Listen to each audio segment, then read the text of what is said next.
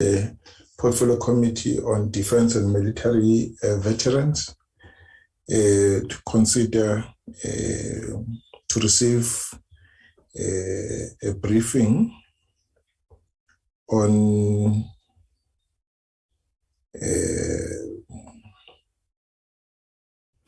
from two entities. One is the CCB on its annual report and responses to the AG of South Africa's Audit Outcomes, and two from its DMV on its 2021-22 annual report and responses to the AG. The DMV will also brief us on the interventions to remedy the underperformance and under expenditure.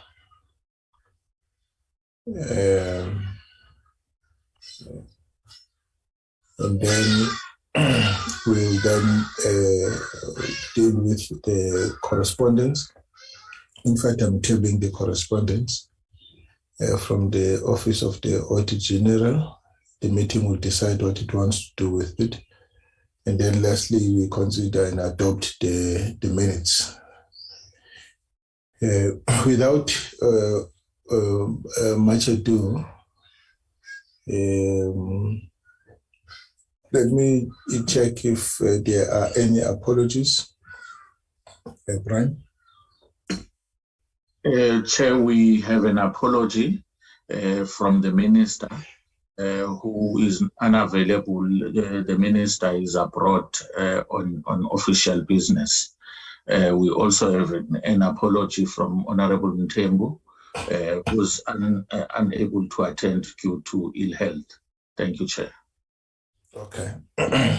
No, thank you very much. That assumes that the Deputy Minister is in the meeting, Brian? Chair, I have not admitted him at the moment. I've not admitted him at the moment. Okay. No. All right. Okay. So he will join us at some point. All right. So those are the two apologies: the Minister and Ms. Mthembu. Let's then move quickly to the third item by the CCB. CCB, we're giving you, you have 19 slides. We're giving you 20 minutes. In other words, 20 minutes.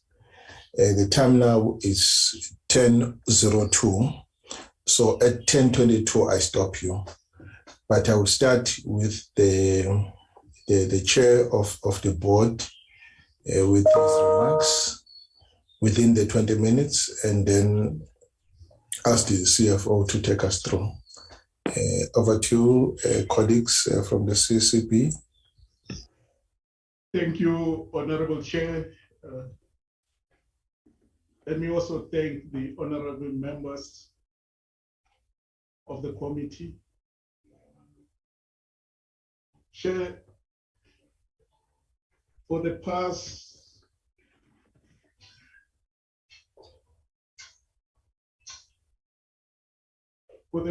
2 years, 2 financial years were overshadowed by the COVID-19 pandemic for 21-22 financial year. We are gradually recovering, and we're looking forward for the better future with a renewed hope. Given our situation as the CCB, we are heavily reliant and dependent on tourism revenue. We also like to thank the department for the relief fund that they gave us to rescue us from the situation of the COVID because there were no tourists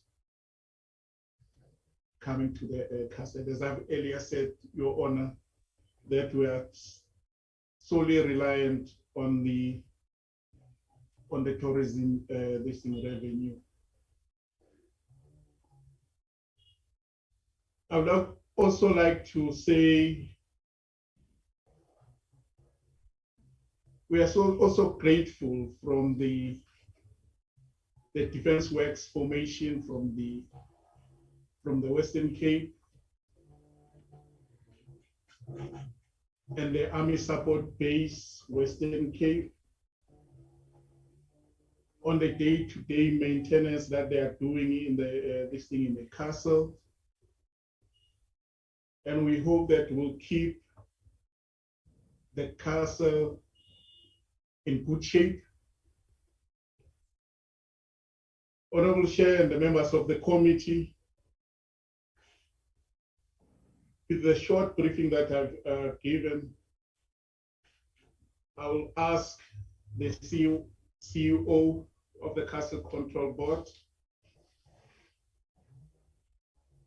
to put up a presentation and present our annual report to the portfolio committee and our responses to the AGSA report, AGSA finding. Thank you, Chair. Thank you very much, Chairperson. General Mbuli, over to you, CEO. Good morning, Honorable Mr. Kaba and honorable members this morning, and a beautiful morning in Cape Town. I don't know, wherever you are, it will probably be beautiful. You look beautiful in your red tie, Chairperson.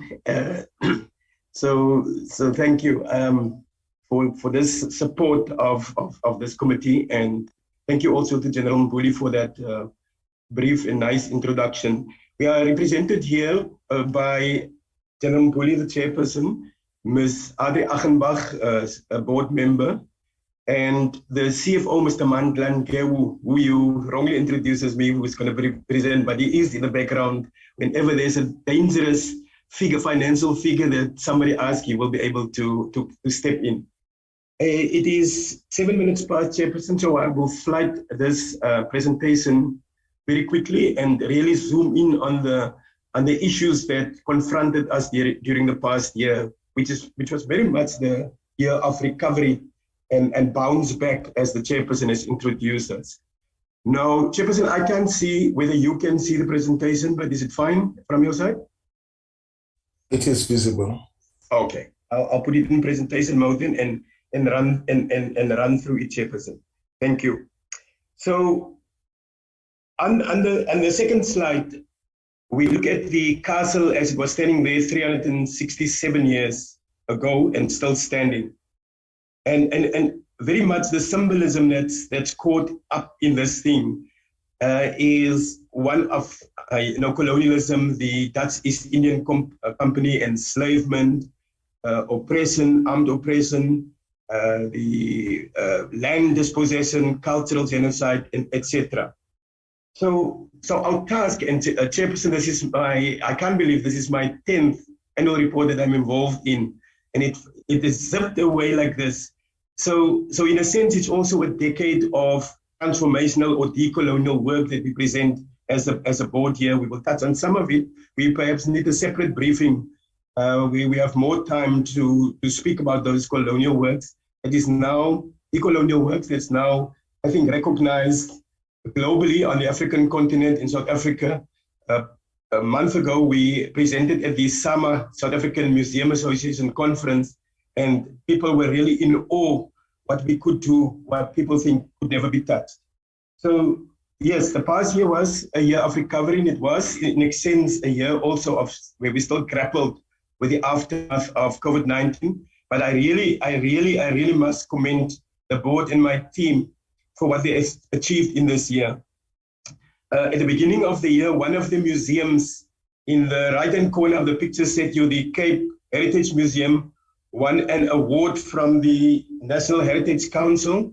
And 2 weeks ago, The latest museum, the Commercial Museum in the back courtyard on top of your picture, won a Western Cape Government Arts and Culture Award for social cohesion and transformation. So it really demonstrated, and both of these museums are decolonial interventions, and they are very young, they are new. In fact, the Commercial Museum is fully online and not, it's not fully constructed yet.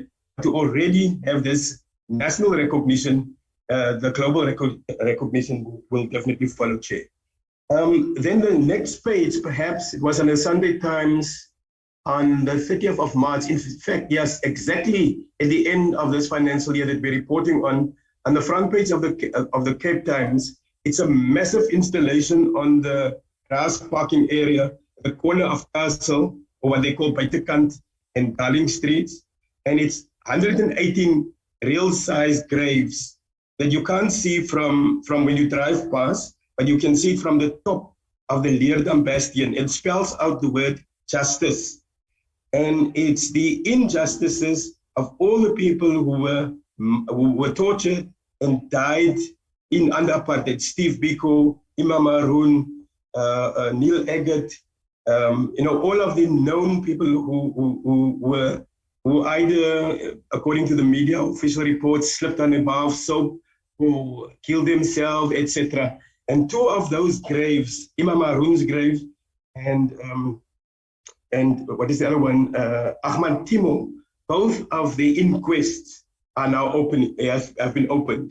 And we hope that the truth, justice will be finally done. So it shows you how the Castle of Good Hope, who on the top of the E of justice, was the gallows of the castle. On the top under the tree, in that more or less in that proximity, were the gallows and the stakes where people, for a minor infraction like reading a Quran, could have been sentenced to death on that very spot that the top of the justice is. So you don't have to go through here. This esteemed committee knows our objectives, where the mandate comes from, our alignment with the department, alignment with National Heritage Institutes, and alignment with the presidential priorities, etc. I'm not going to go through that. Just some of our transformational work on the left-hand side, how the bastion, probably the most important site at the castle, because it's there's where the governor of the day, every governor after Van Riebeeck, would stand on this podium, a cut balcony, and will announce marriages, deaths, land position, enslavement expeditions. All of those things would be announced from there. And on the right-hand side, if you come in now, you see the statues of King Langalibalele, Sekukuni, Tswayo, and Doman, who's just out of sight, who is changing the dynamics of how the public view the castle, and the power dimension, power dynamics that played itself out under that balcony. Then, the expected outcomes, we've spoken about that. And Chairperson, this is probably the most important and most, if I don't cover anything, if you stop me, at least I've gone through this. It's a summary of the 110 pages of report that you had scrutinized in your free time. So the first one is, and I'm not going to return to that, is the issue of the Auditor General, and the esteemed committee members were in the briefing of the Auditor General at the beginning of the month? Yeah, the first or second week of the month. So they know what the issues are. The Auditor General has focused on the last 4 years. In those 4 years, we have 3 clean audit reports and 1 unqualified report. And in that year 1 of the unqualified report, the issues with like administration, appointments, etc., has been addressed. Internal audit function, for instance, has been addressed. So I think most of them will not come up again, and we keep a record of what we call the critical key strategic issues on a risk register, so that the board and the audit committee regularly look at them. Now we also have full-time internal audit who can keep us accountable with that. Then the 5.5 million, and we will return to that when I quickly flash the table of how we spend that. And the fact, point number 3, that we under a year of recovery, gradual recovery, because the COVID restrictions for tourism were really lifted at the beginning of this financial year, towards the end of last financial year, that we still could manage to this year recover to an amount of 3.3 billion versus the $250,000 last year, and even less than $250,000, $500,000, I think, the year before. So we're certainly on the upward curve, and with your support and with the word of mouth and with the ongoing programmatic activities and investing in marketing, we can move forward, Chairperson. Then we only missed 3 of our targets, and all of those targets relate to the tourism industry, the number of visitors through the door, income, and interns, because we couldn't, the universities around us wouldn't want to release their interns, but they are coming back now, because we must remember we are reporting retrospectively. So we're already 6 months, more than 6 months in the new year, so we see those recoveries. Then the tourism numbers I've spoken about. Point number 6, the ongoing deployment of the 6 regional works units. The Chairperson has spoken about that. But Chairperson, you wouldn't know what a relief it is if I'm confronted by some irate taxpayer who says, look this door, look at this window is broken. And you can show these people in overalls and say, listen here, this is not your house. This is a building with over 400 rooms. You can't expect people to have this spick and span as the convention center for any. This is a 376-year-old, 67-year-old building. And then they understand, because they see there's women and men at work on site. Then point number 7, the media coverage. And I'll just explain a little bit here. We didn't spend or invest a lot in media or marketing campaigns, like in newspapers, magazines, flight magazines, social media marketing, radio, TV, because we simply were not sure about our income in the recovery. But through what we call in marketing below the line marketing, through media exposure, the ETV, SABC, the Cape Times, the local newspapers, the social media, influencers, all of that, we managed to get over 500 million people knowing about the castle, reading about the castle, seeing images of the castle. And if we had to buy that, it would translate in an advertising value equivalent. That's how the industry measures it, meltwater of 82 million. So really, that 82 million is value for money investment into the promotion and marketing of the castle, with little input from our side, other than putting out media releases that speaks to whatever we want to present. And then the last point in my summary is that thanks to the 5.5 and I think Chairperson 4.9 the previous year, 4 point something the previous year, we could save 26 full-time jobs and over 1,000 temporary jobs when there's a film or an event or a concert or a gala dinner. Then we have waiters, we have support workers, we have construction workers, like with the Women King, the Hollywood top movie that's released at the end of September. We see hundreds of people scurrying around on site, preparing the site, and the actresses, the actors, the filmmakers, etc. So really the wisdom of this committee and the ministry and the department to keep the doors open has paid off in terms of our socio-economic contribution towards the South Africa chair. I've spoken about that. I will not go through it. Those are the 3 targets that we've missed on the tourism and increased public interest. The first one is the visitor numbers and the revenue associated with that, and the other one were the interns. And as I said, Chairperson, they are coming back.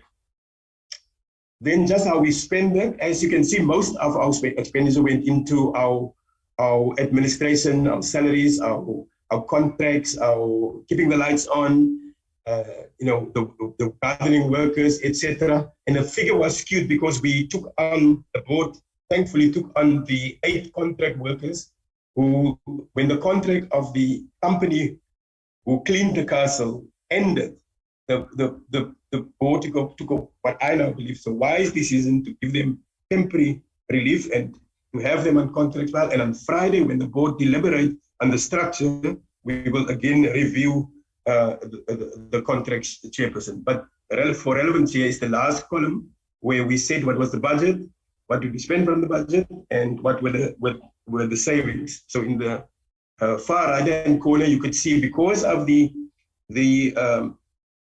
positive increase in the revenue generation, we could make over 2.5 million of saving.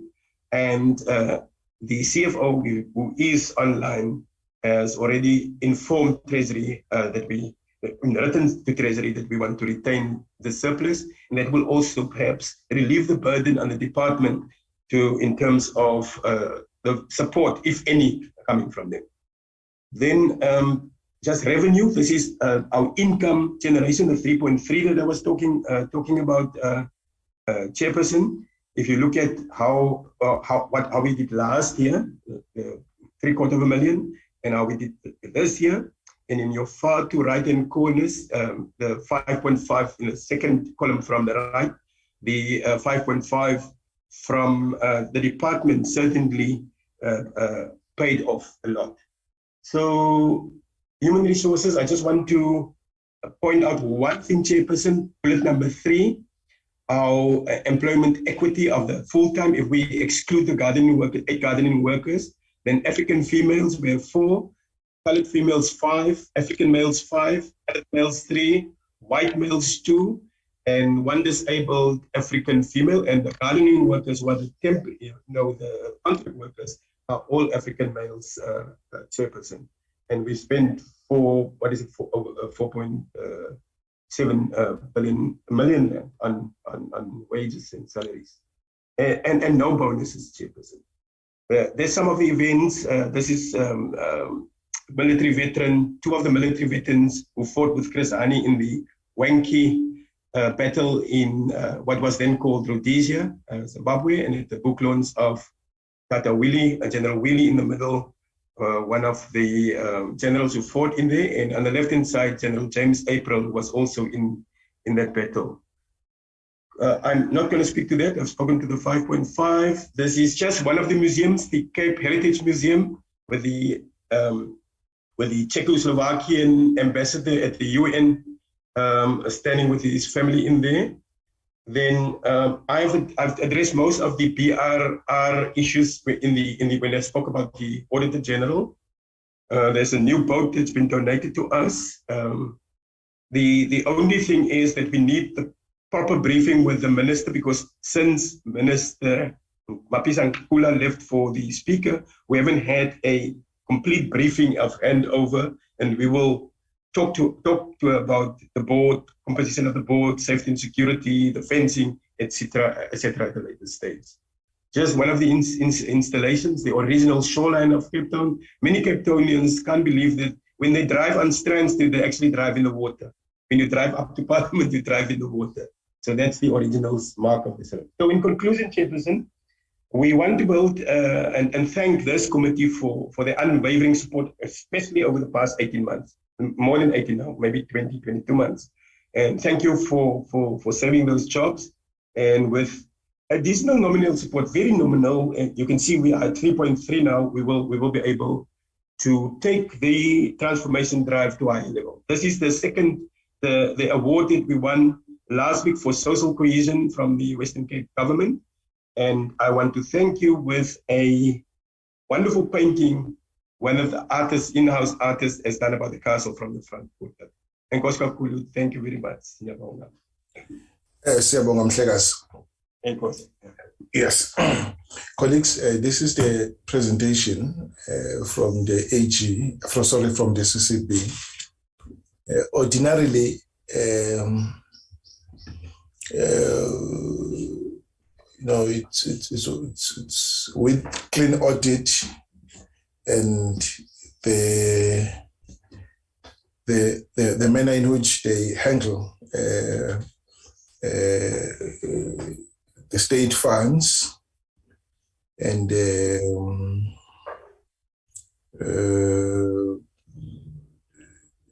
the fact that they also keep the castle in pristine conditions, thanks to the regional works unit and the management of the castle. I would really have no issues to raise with the castle, except to thank them for doing a good job and ask them to keep it up. And he tells us that there are about 400 rooms in that castle. We have not been to that castle ourselves. We had wanted to pay a visit, or at least to hold a meeting in the castle. Maybe our next physical meeting would be in the castle. I don't know. It depends on Brian's arrangement. So I don't have anything much more to say about the thing. Colleagues, is there any comment to make? Chairperson, just from my side, a comment. Also, great work that they've done, and I think we have seen the improvement also over the last year or so.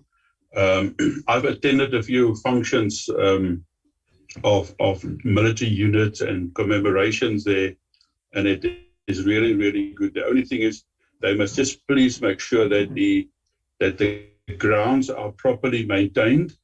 Also, as you come into the castle, because that is your window to the outside, and people must perceive that as being incredibly positive. And I think the way that so many of the of whoever fought on which side in the past are making use of the castle and is obviously proud of what they see there and experience. They must keep up the good work. I mean, they're doing an immense service to the department and the military veterans specifically. Thank you very much. Much appreciated.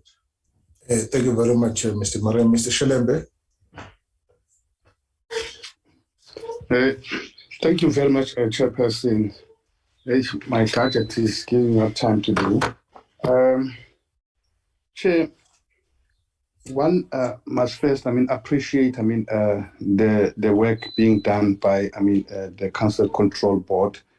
It's always, good when, you see an entity doing well, despite challenges that are being faced, but they always try their best to get things right. Chairperson, I've noticed that, there is a good, a visit of, say, about 33,452 people to the Council Control Board premises. But I think they had a target, of 128,000. Just checking if, there are any plans, to see that their vision or their dream of getting, say, about 120,000 people coming to the board, if there's any plan or whether they are just, giving up. And also looking, to the working relationship between, when it comes to the issue of maintenance with the DOD, that how is communication? Is it something that is working? If there are challenges, what is that they are doing to ensure that, the communication and the working relationship is improved? But I want to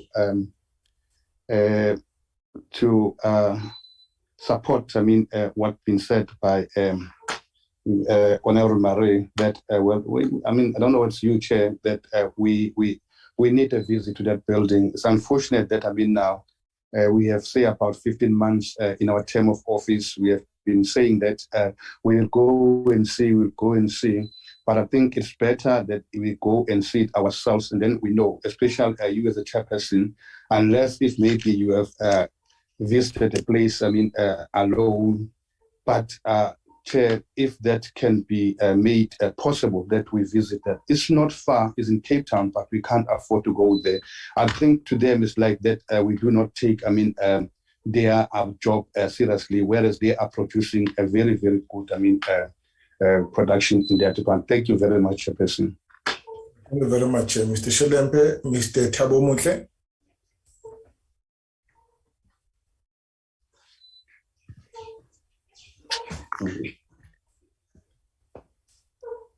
I was struggling with my button to unmute, Chair. I'm sorry about that, and good morning. Good morning, sir.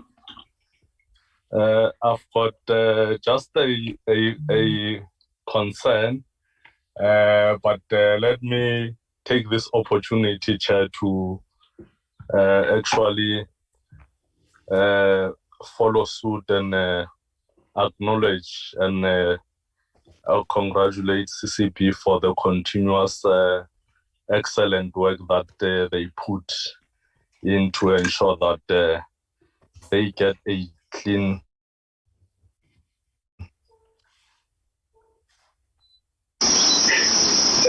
exercise financial prudence in terms of the public resources that they preside over. But my concern is around, and I know the CEO has clarified the issue of internship, but the issue of vacancies is a concern. Is there any reason why are they losing personnel? Is it because the working environment is not conducive for members who are working at the castle, or what is the issue? And what processes have they undertaken to ensure that those vacancies, because it can't be correct that when the statistics have indicated that unemployment rate is high and you've got vacancies and you sit with them and you do not fill them with speed in an effort to address that particular challenge, which is a national challenge. So I think, for me, that is my concern. If it can be clarified, I'll be more than happy. Thank you very much. Thank you very much. CEO, you have 3 minutes to respond. It takes us to 25 to 11.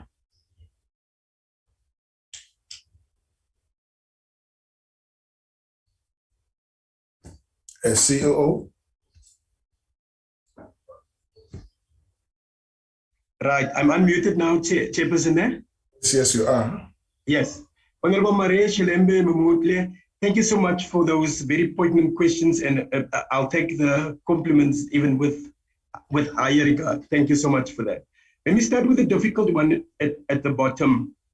I have to agree with Honorable Mumutle. If it wasn't for COVID, we wouldn't have coped with those 3 vacancies that we've lost: the marketing manager, the heritage manager, and the events manager. But because COVID, we didn't downscale, COVID downscaled our mandate for us, we could cope with those vacancies. But I agree, when we go to the board meeting on Friday, in the board strategic session for Friday, then that thing is high on the agenda because we can't cope anymore. It's putting severe stress on me, for instance, because I have to do media releases, marketing, blah, blah, blah, etc. Bringing me to the second issue raised by Honorable Shelembe about how do we increase to that 120,000. If you look at our spending, we only spent 5,000 Rand on marketing. And the decision that we've taken to increase that at least to 100K for this year, so that we get out into the magazines, joint marketing agreements, social media campaigns, to get people here, because it's no use that we are exposed to 500 million people around the world, but we don't offer them, a physical incentive to actually visit the castle. I am engaging with discussions with Robben Island and the Cableway, the CEOs, to see how do we pass on visitors, between us. So, and then the last question is the issue of regional works and the DOD. I'm not sure if Colonel Matsula of the regional works Western Cape is here, but we have an excellent relationship.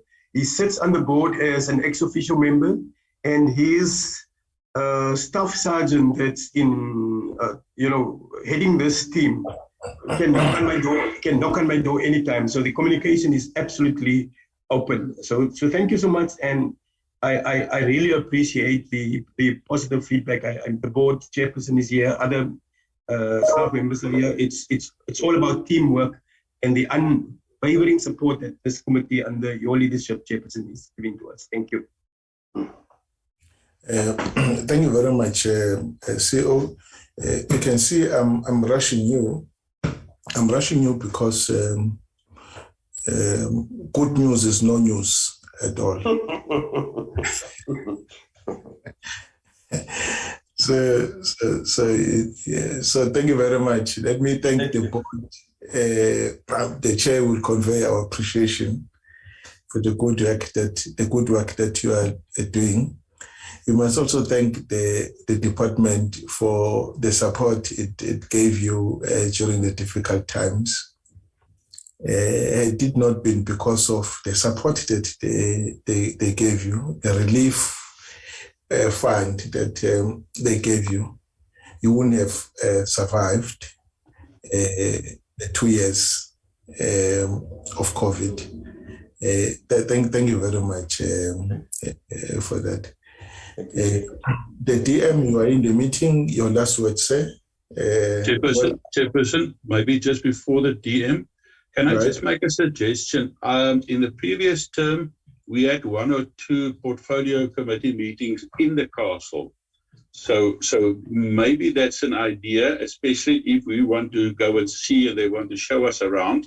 Maybe sometime, just note that maybe we can arrange a committee meeting at the castle in one of their conference rooms. So that worked well in the previous term. Thank you. Okay, no, it's fine. It's appreciated. DM, welcome, and your last word before they depart.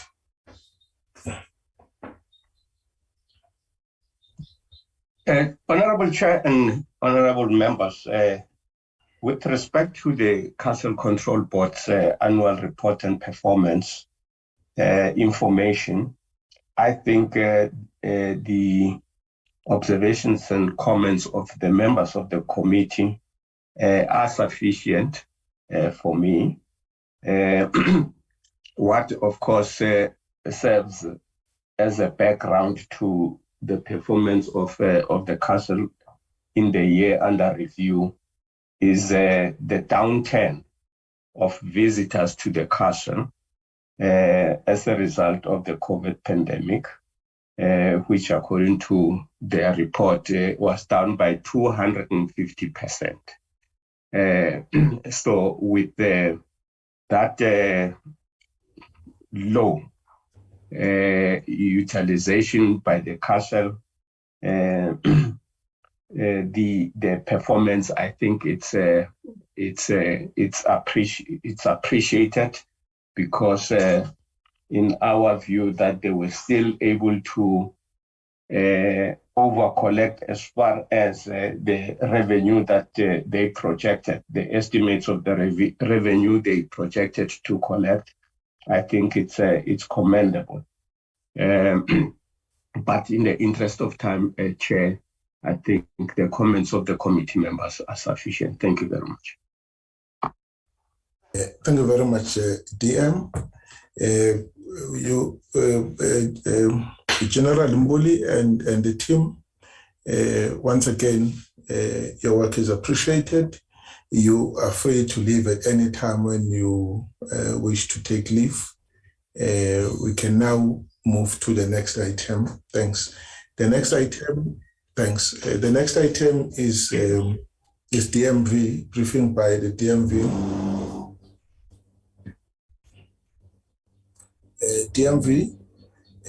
DMV is led by its Director General, Irene Polwani. Is going to take us through the 2 presentations, one after the other, because the second one speaks to the first one. Over to you. Thank you very much to the Chair, and good morning, Chair. Good morning to the Minister in absence. Good morning to the Deputy Minister, and good morning to the members. Thank you for the opportunity. We will be taking the committee through our presentation. Mr. Siango is ready to flight it on the screen. Hopefully we can be able to move without any disruptions.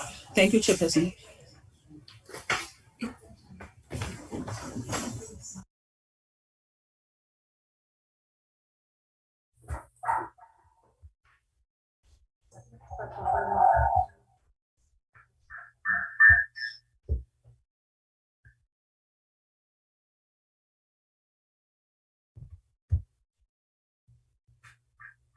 Good.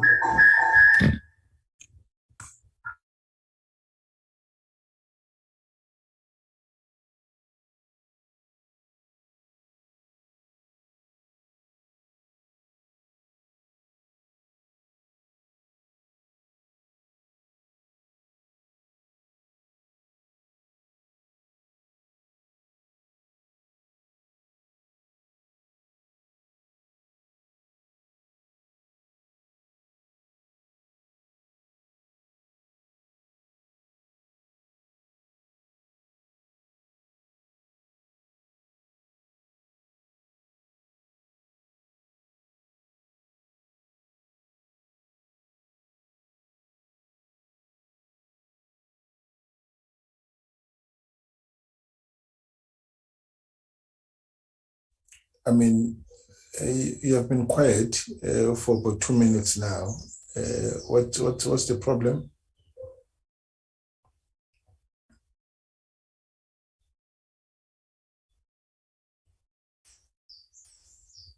DG.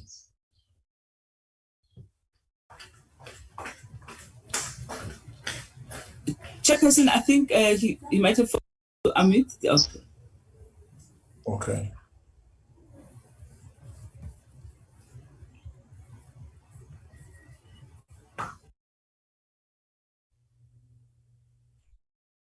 This is a Chairperson, are the slides moving on your side? Yes, they're moving.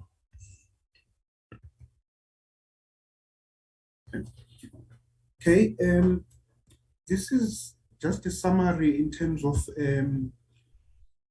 financial performance of the department for the 2021-22 financial year, where the department was allocated 607 million rands, and the department spent 85% of that, which amounts to 515 million rands. There is about an under expenditure of 91 million rands, or 92 million rands. I will also indicate in which areas that those amounts are coming from, in which areas of the department. If you look at the administration branch, I mean, if you look at the breakdown in terms of the different branches, most of the under expenditure comes from the socio-economic support branch. And again, you will see that when we talk to the performance information, this under expenditure is also linked to the performance of the branch itself, where some of its indicators have not been met. And then when we talk to the other two branches, which is administration and empowerment and stakeholder management, it's the under expenditure was 8% and 6% respectively.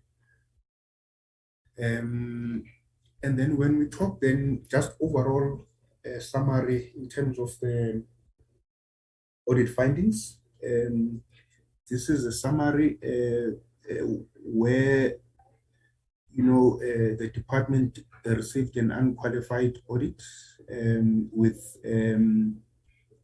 with findings. I will also share those some of those at the end of the presentation, where in most cases, chairperson and members of the portfolio committee, the department has really regressed in certain areas, and in some areas it has not improved from the previous audit cycle. So in areas where then there is grain, we have seen, some improvement in terms of the level of assurance, So there's still a lot to be done in terms of controls in the department, just to improve the audit findings of the DG, because we still want to, as a department, to achieve the clean audit as a department. Then, in terms of overall performance, the department had 19 targets and 9 were achieved, which amounts to about 47% overall achievement. And when you break that down into different branches, there were 5 in the administration branch, 4 were achieved. There were 8 in the program 2 socioeconomic support branch, 2 were achieved out of the 8. Then there were 6 in the empowerment and stakeholder management branch.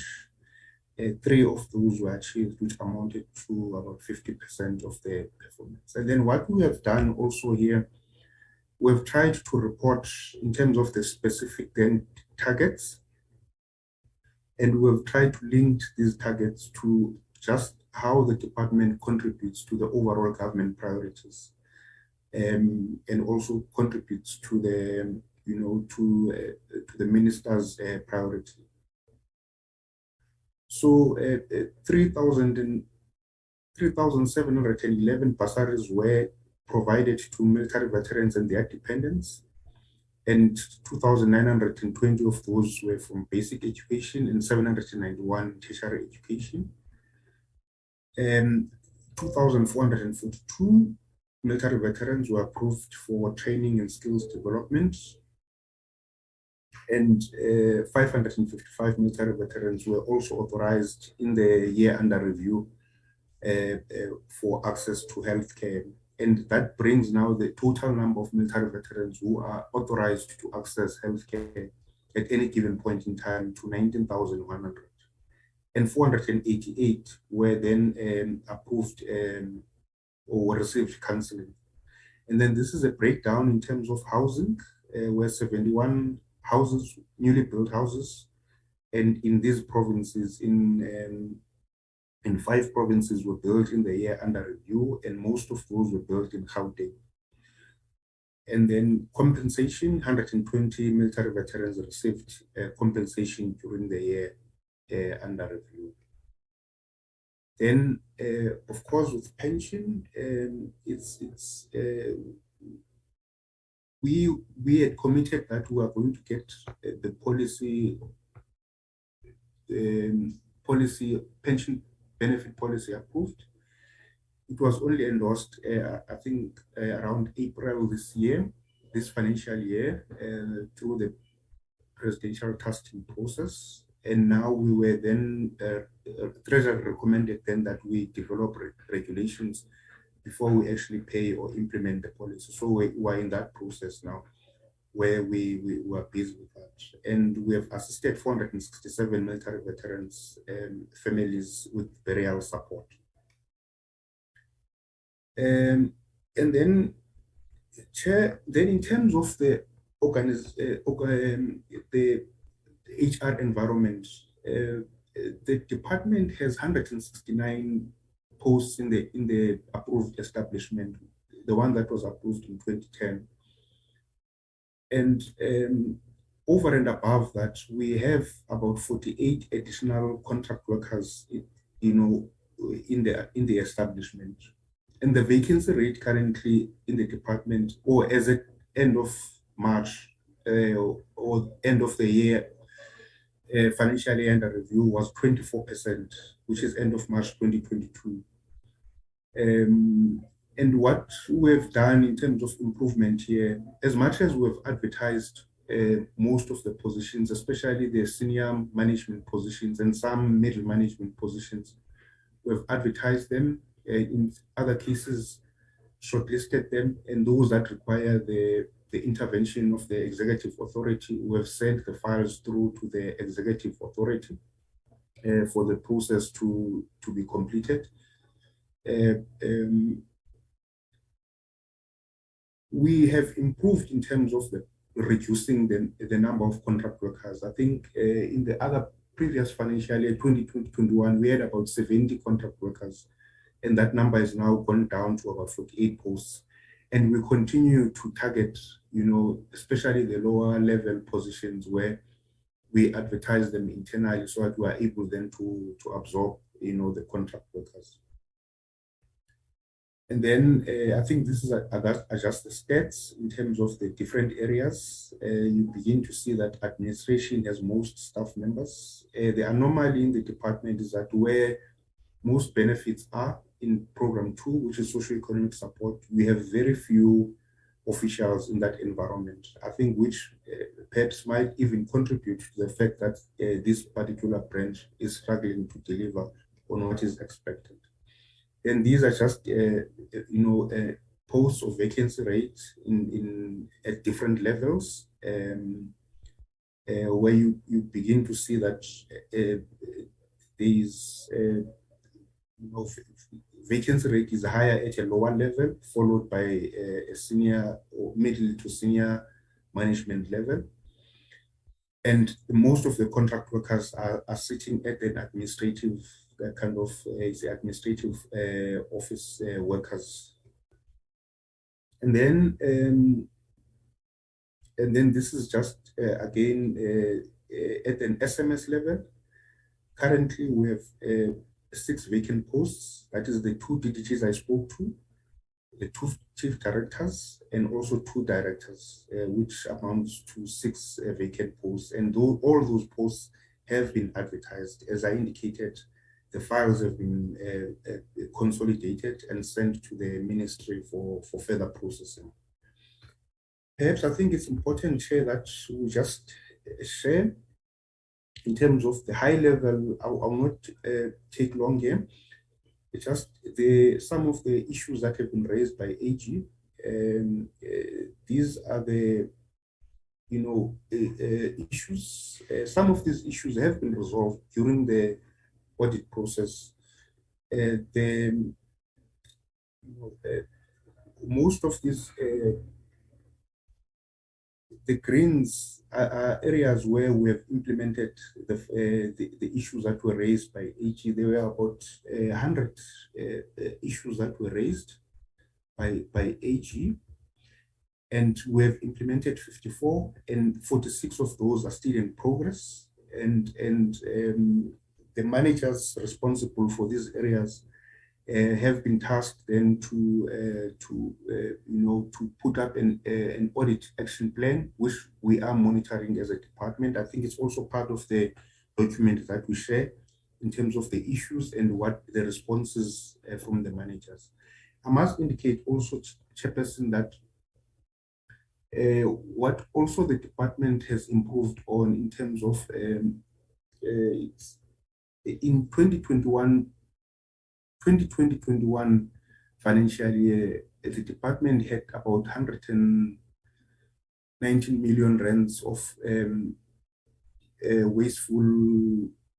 fruitless and wasteful expenditure, and we did not in this financial year incur any new, in the year under review, any new fruitless and wasteful expenditure. And we've also managed to reduce irregular expenditure from 2020-21 into the year under review. In 2021 it was about 5 million, and we've managed to reduce that to 19,000 for the year under review. So we are continuing to put controls in place to improve. So that's the summary of the annual report, Chairperson and members of the portfolio committee. Thank you very much. Thank you very much, Mr. Sango. Did you any addition before I open the platform for discussion?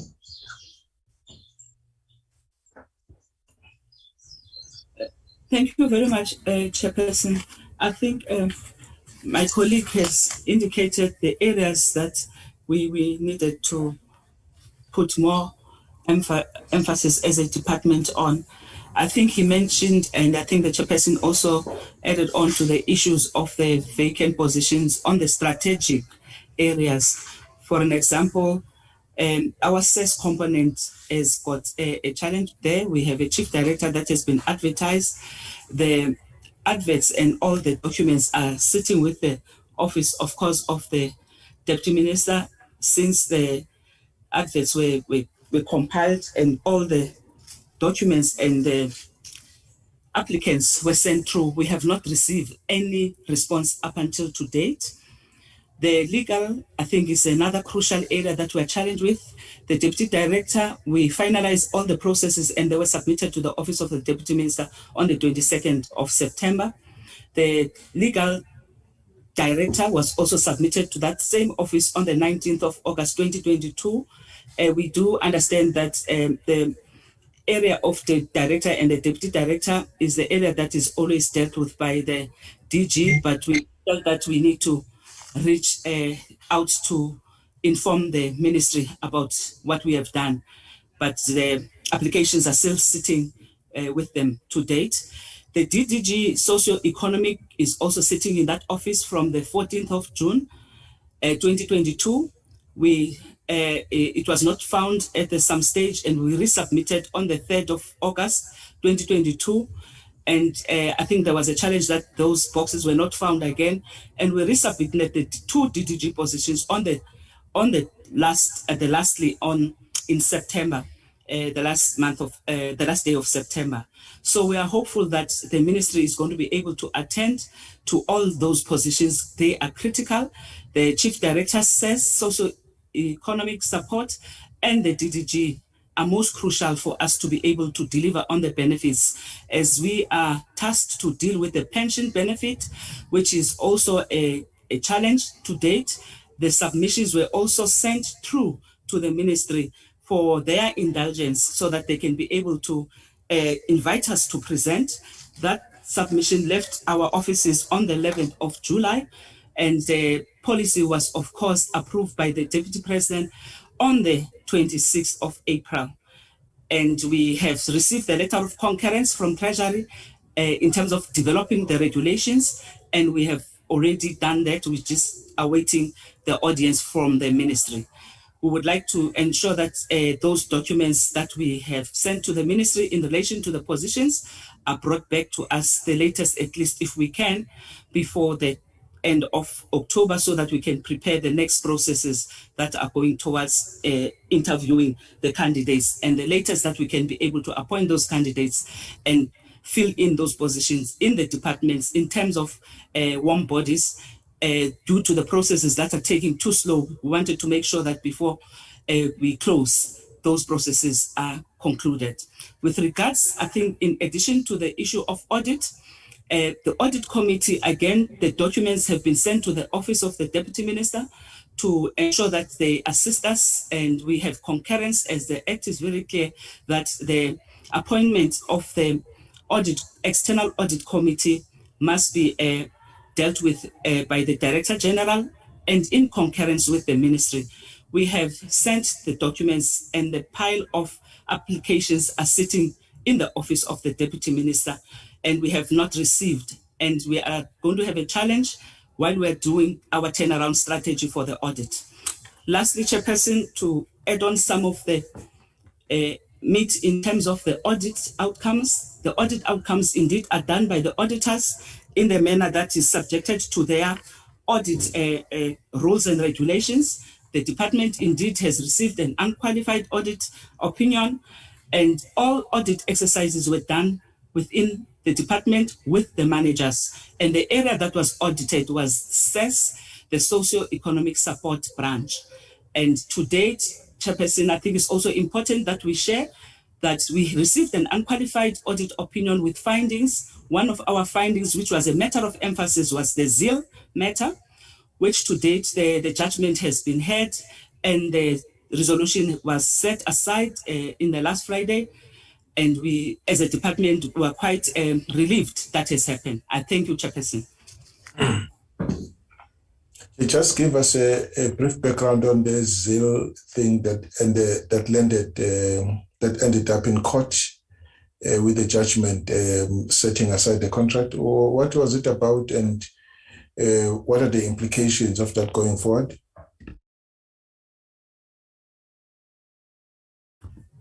Thank you very much, Chairperson. The matter of zeal is the case of a tender that happened around 2015. It is an 8 years old case whereby the department was trying to procure medical services for the military veterans through involving a certain company. And apparently during that time, the process did not go well, the tendering process.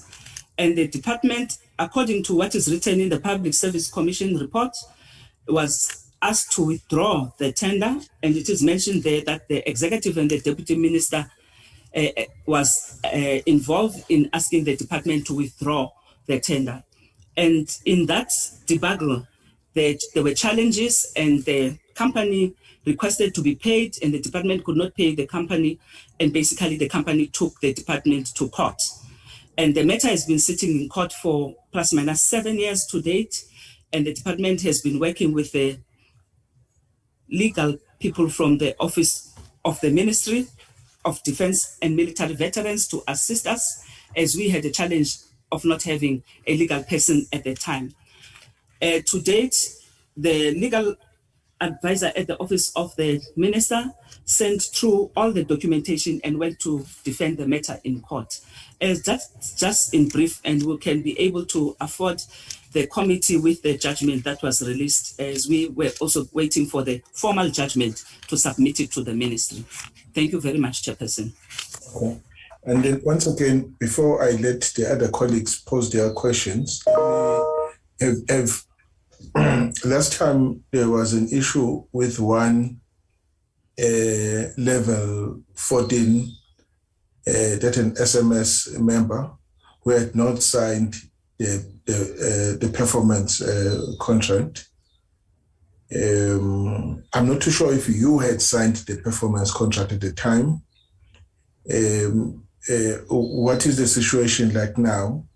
Since we have started this new financial year, have all the SMS members, including yourself, signed their performance contracts? Thank you, Chairperson. The official that was said not to have signed the performance contract is currently on suspension, Chairperson. And currently, the SMS members that we are having in the department have signed their performance agreements to date, Chairperson. That includes yourself, performance contract with the minister. Is that correct? Yes, Chairperson. I've also signed the performance contract with the minister, Chairperson. Thank you very much. Colleagues, let me just look at the hands. There's Shelembe, Pasopu, and okay. Mr. Shelembe, Dr. Pasopu, and Mr. Mutle, in that order, please. Over to you, colleagues.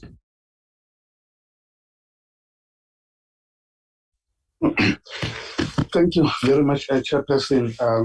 See, I'm sorry, I will start with you. Unless your audio may interfere with, your video may interfere with your system, with the network, I would encourage members to set their, and even the officials of the department to set their videos on. Unless you have a reason to switch it off. Chairperson, you can see me, but I don't want to be disturbed by the network. I don't know. You can see it's Maria Keshele, and I think, Chairperson, you are happy now. I'm sorry that I can't, keep it on because of, to avoid, I'm using my gadget. Yes, I'm sorry, Chairperson, but at least you're safe. Point taken, Shelembe. You are on the mountains, I can see. Okay, thank you. Thank you very much, Chairperson, for the presentation. Chairperson, I will first look to the main issue where we get a number of complaints from the military veterans. Is the issue of the National Military Veterans Database. I've seen in the report that it appears that 1,436 applicants were physically interviewed by the panel, and 637 did not appear to the panel. Chair, just want, to know if the department has tried to find out what are the reasons for them not to appear before the panel. And two, if there were any attempts made by the department to find out as to why did it not, appear. I'm saying this, Chairperson, because I've raised this on a number of occasions, that there is a poor communication between department and the military veterans is very, very poor.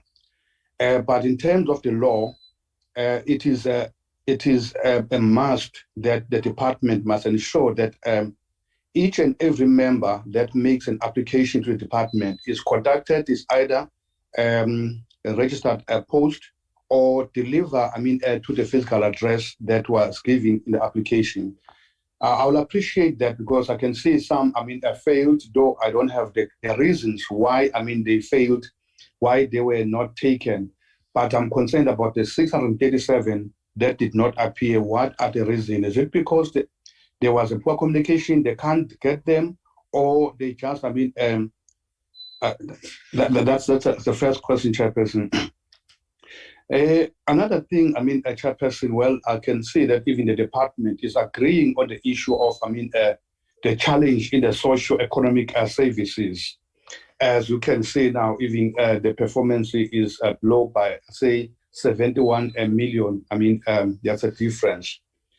The continued, underperformance on the delivery of houses to the military veterans, is very, very worrying, as some of these military veterans are already at an advanced age, where, they are, they are getting old, but, they are not getting the assistance. So these delays, Chairperson, I can tell you, is making the life of military veterans very difficult and complicated. When can we expect,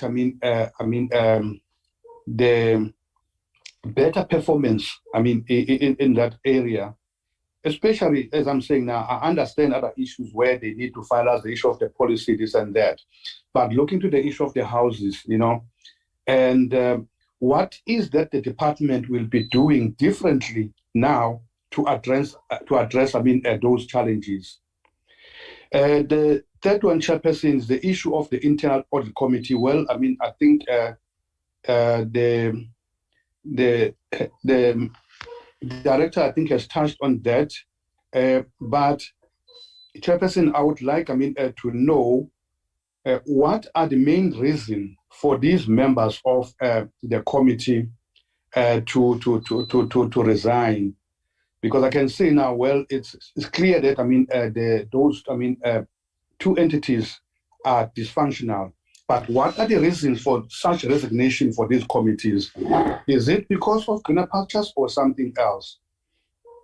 And Chairperson, if one look, there has been a complaint about the challenges in the advisory council and appeals board with the department about the sufficient funds or opportunities to meet with the department. I'm checking, Chairperson, that how often does the Department of Military Veterans meet with these entities, and when was the last meeting with these entities? I think maybe, Chairperson, the last one would be the issue of the public transport. Chair, it's something that is worrying that, military veterans, are not getting any income, and it's costing a lot for them to go, to these provincial offices. And I can say now that, there is a lack of progress on this benefit. Chairperson, let me find out, because I'm not clear that what are the targets and timelines to address, these challenges, Chairperson. Chairperson, for now, let me stop here and hear from the department. Thank you. Thanks, Mr. Sholem. Dr. Paso. Thank you very much, Honorable Chair, honorable members, the officials of the department, and everybody on the platform. Firstly, let me appreciate the report that has been presented to us by the department, and also appreciate the fact that they have obtained an unqualified kind of outcome from the AG's office, which is nearer to the clean audit. But ultimately, what we are expecting is a clean audit within the department.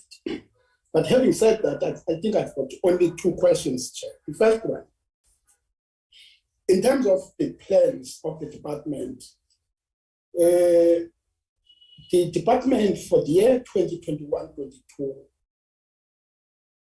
planned for 19 performance targets. For those plans, only 9 that were achieved, which is translated to 47%, far less from 50%. Perhaps, what are the reasons for that? Can the department explain to us? And then secondly, what are the financial implications? Because my view, Chair, here and members, is that when you plan for your department, obviously your plan is linked to finances or to a budget. Now that you have underperformed, obviously your budget is affected. Perhaps at some point one can say there is an underspending within the department, which is a financial misconduct in as far as the PFM is concerned. What are the financial implications? Then the last point on the same issue, what are the plans within the department to improve on that? Because for me, this is the situation which is not acceptable, and obviously the department should be worried about that. But of course, what are the plans to improve the situation? Then the last question, Chair. Perhaps the honorable member before me has touched on this. There are lots of complaints, especially on benefits of the military veterans. Notable issue of education. The military veterans are complaining that the department is not paying for this benefit. What are the problems within the department? What are the causes of that? So that when we go out, we are able, even ourselves, to answer those things that have been raised by our communities. Thank you very much, Chair and honorable members. Yeah, thank you very much, Dr. I must add that I don't remember a year when the department was able to spend all the money allocated to it, at least since I joined Parliament in 1999 and became the chairman of this portfolio committee. The department has been underspending,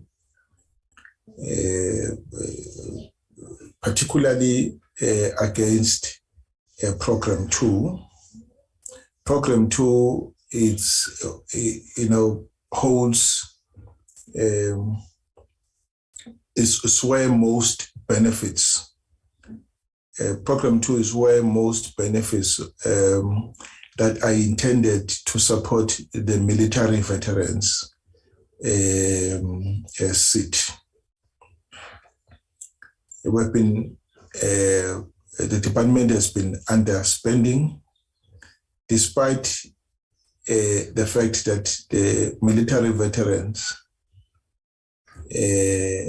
are looking at this department for support, to support the education, their education and the education of their dependents, to support them with a healthcare service, and to support them with housing. But for some reason, despite the need out there, the department still fails to spend all the budget allocated to it. So it is a crime.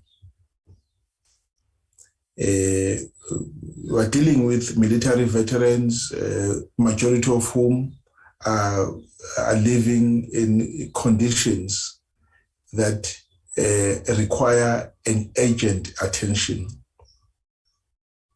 Some of them don't have houses. Some of them, require, are in need of, health care because their health conditions, their health condition is deteriorating. They are dependent on this department to educate their children. And so that's the problem. And for all these years, I've just referred to, since 1994, when I became the chair of the committee, Treasury has been cutting this budget.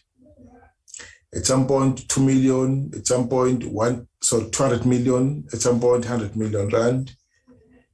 And despite the budget cuts, the department has been failing to spend all the allocated, the remaining allocated funds. That's a history of the department. It's 600 million rand now. Reduced as it is, they're still failing to spend. I mean, they underspent by 15% up to, in fact, more than 50% of 15% of the budget. So it's a serious situation, and that requires urgent attention by the minister. But we've raised this point many times, and to no avail. We have senior officials who remain on suspension. The last time I looked at the report, the APP, the report, the 21-22 annual report, is that last year there were no disciplinary hearings conducted. It means that despite having these people staying at home for close to 170 days, 4 officials, senior managers, more than 160 days, close to 170 days staying at home. They have not been brought before any disciplinary hearing. One wonders whether the charges have in fact been preferred against them, so that at least we know that their matter is receiving attention, because we are spending money on the people who remain on suspension, and we are paying people who are acting in those positions, and the positions for those people who are acting in senior positions remain vacant. So it means that the department is limping and will continue to limp until such time this particular problem has been addressed. So, and I don't see any other hand at the moment. My hand was up, Chair, just that I removed it after you recognized me. Oh, yes. I thought I was mistaken. I mistook. I know that the deputy minister's hand was up. For some reason, I thought I mistook it for the deputy minister's hand. It's fine. Over to you. I will then take the deputy minister after they have responded to all these questions. Thank you, Chair, but I will switch the video for connectivity issues. Thanks, Chair. I've got a few questions.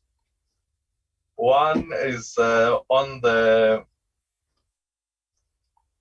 4 suspended members, which I think that suspension is at the cost of 3.7 million. I just want to find out from the DG how far are they in terms of addressing this matter, because we are worried that their inability to conclude this matter seeks to suggest that they prematurely suspended these 4 members, and they continue to pay them without concluding the matter. If they can explain to us as to how far are they in terms of that process, when are they intending to conclude it? My second question is on the 29 grievances registered and only 8 resolved, which means 21 are unresolved. What is the problem with that? What is the challenge that they are encountering, so for them to resolve, in fact, all the grievances timeously or speedily so? I think quite a number of times, Chair, we have been engaging with the department on their organizational structure. Can they just share with us in terms of that, how far are they? Have they aligned their structure to current realities faced by the department, so that they are able to streamline the benefits for the purpose of ensuring effective and efficient service delivery to military veterans? Because the presentation says a lot about the structure. It says a lot about the inability of the department to deliver essential services, or those services to military veterans. In fact, the important programs that they've registered underspending on education, on health, on essential benefits. I'm just being general, I'm not being specific. And there is an overspending on one program, but I will get to it now, Chair. They must be able to explain to us why are they overspending on that program. Because we passed the budget, Chair. I am not sure if the environment, what is the process that the department undertake. One would think that ordinarily in a setup of a council, the administration will notify the council, even though they will be engaging with the provincial treasury. I'm not sure. Maybe they can explain to us what is the process, what process have they undertaken in this regard to tamper with the budget that we have passed as Parliament without informing us. In terms of the environment or the overspending, because it suggests that they took some money somewhere to actually ensure that they supplement that program. But how did they follow the process is what is important. There are investigations taking place in the department by the Hawks and the SIU on some of the procurement contract. Can they enlighten us what are those investigations all about? How far are they in terms of those investigations? I think I will try to wrap up so that I don't take too much time, but yeah, I think I've covered quite a number of issues: the suspensions, the the report on those investigations. Yeah, I think, Chair, I'll stop there. If there's a need for me to come up with a follow-up question, I'll do so. Thank you very much. All right, DG. Thank you very much, Chairperson, and thank you to the members for the indulgence and the questions. Chairperson, I would love to start on the matter of underspending because as an administrator sitting here, I am foreseeing it coming.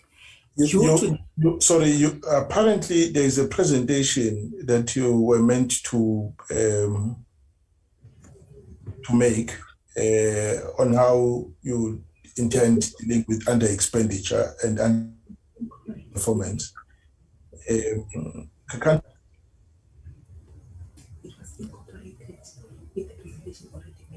Chairperson, make that presentation. Come again.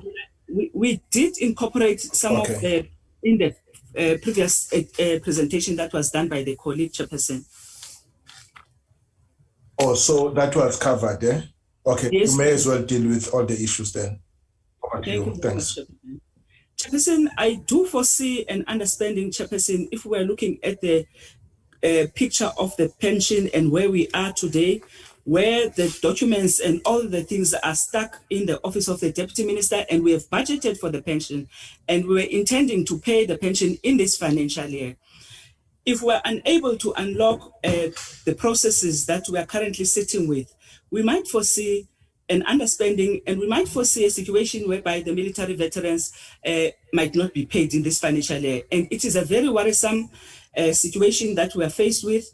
And even if we can be faced with commissions and Zondo commissions, we will not be able to answer, Chairperson. We need to be assisted, Chairperson, that we quickly unlock the matter of the pension and the regulations parallel to the processes that we are doing. We're also meeting with Treasury and the work streams in order to find out where are the blockages, maybe from the administrative side.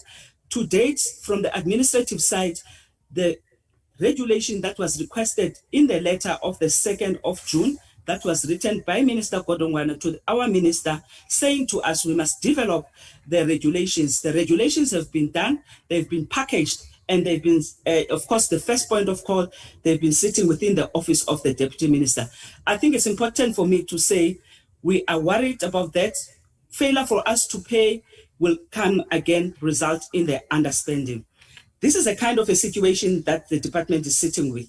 But going to look at the history is really clear that the department budgeted for benefits that were not even at that time going to a process of the policy making. And that made the department then to underspend because those budgets were already there.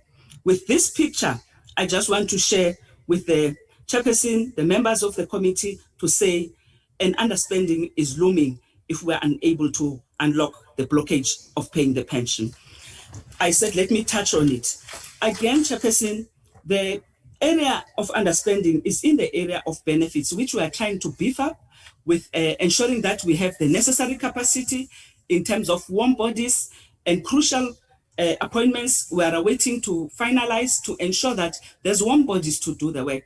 It's one issue to have the budget, but we don't have the persons to be able to assist us in following up on the programs and ensuring that the work is delivered in that particular branch. And the worrying branch, again, is the socio-economic branch where most of our benefits are sitting. I think the Chairperson also made mention, I don't want to say that the issue of education, the education is one of our benefits that are very also crucial to the military veterans, because the department's mandate is to make sure that we deliver benefits to the military veterans.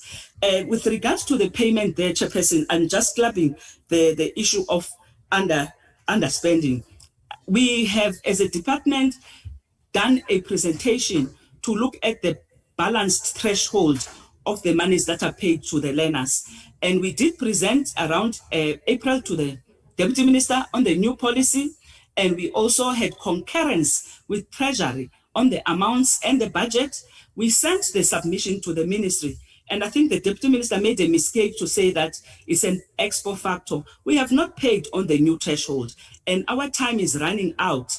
We have received all the necessary approvals that we requested from Treasury. We are just waiting for the ministry to give us a sense of concurrence on the new threshold. We are very worried that we're supposed to have paid the schools, and the learners supposed to have been also given an opportunity to reapply now. But without that concurrence that is coming from the office of the ministry, we are unable to pay at the present moment. And there is no ex post facto that has been committed by the department, because we have done everything within the Treasury regulations to request the threshold, to ensure that the threshold is agreed by Treasury, and they make recommendations. We made all the necessary submissions. We're appealing to the office of the ministry to ensure that they give us that go ahead, and we can be able to pay the military veterans in the new threshold. And we are unable to ensure that those military veterans that are owing fees at the present moment are paid unless we get that concurrence. I'm also going to allow my colleagues to touch, but also let me touch on the issue of the database and the reasons for few people that have been not been attended to. Chairperson, we picked up over the period of time that the addresses and cell numbers of our military veterans has changed. The component has put up a process of ensuring that through our provinces, they are able to get the military veterans and check their addresses and be able to ensure that the new cell phones numbers are being obtained and they can be put through the process.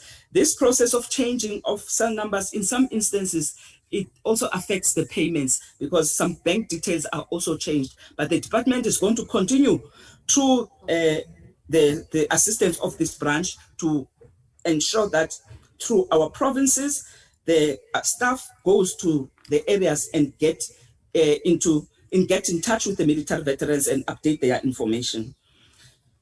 The underperformance on the delivery of houses, Chairperson and the members, the policy that we are currently using that is subjecting us to be supported by the Department of Human Settlement, it is a challenge indeed. We have raised it. We are looking at other areas that can assist us in terms of partnerships. What can we be able to do to fast track the delivery of houses? We are also hearing that in Gauteng, they are changing a model in terms of service delivery on the houses benefit. We will be following up on that model and see how we can be able to assist the department. We are also asking Treasury through other units that they have. They have a unit called GTEC, which has got technical assistance, to see how can we improve the policy that we are having, as it was requested by the minister in our last meeting, to review the policies that are blocking service delivery. So we are currently trying to look into that as well.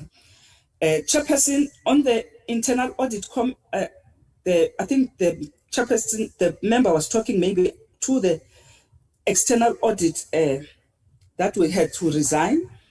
The external audit committees that we had, we were left with 2 members last year where we requested that they should be extended, and they were not extended. The Deputy Minister did not give us the permission to extend. We were working towards a situation to say, let us permit them to stay with us until we get the new members on board. But we were not given that permission. The Office of the Deputy Minister declined that request, and we had to start afresh. And that's where we are with the documents that we advertised and started afresh, and they are still sitting with the Office of the Deputy Minister to date. I think my colleagues can come into the situation of the, let me go into the issue of the suspended officials. As much I cannot be able to say much there because the process is in progress. I just want to clarify the matter to say, Chairperson, the suspended officials, it was due to the irregular expenditure that was mentioned by my colleague that dated for some time. It was not a process that was just taken overnight, Chairperson. We were advised by a lot of institutions in terms of consequence management on the 119 million irregular, which did not reach the hands of the military veterans, and the 5 million fruitless expenditure. And that was the matter that was on the cards in terms of the suspended officials. I wouldn't like to go further, but also to say that in this new financial year, the department, in this year under review, the department has tried by all means to avoid irregular expenditure and fruitless expenditure. And to date, the department has not recorded any new irregular expenditure. The fruitless expenditure, as my colleague has set it out, is 19,000 rand that has been registered via the AG report. I will hand over to my colleagues to get into the nitty-gritties of the where we have to explain in terms of the education benefits and the other questions that the members have requested some information from. Is Mr. Matli, Mr. Makonza on the organogram in the meeting?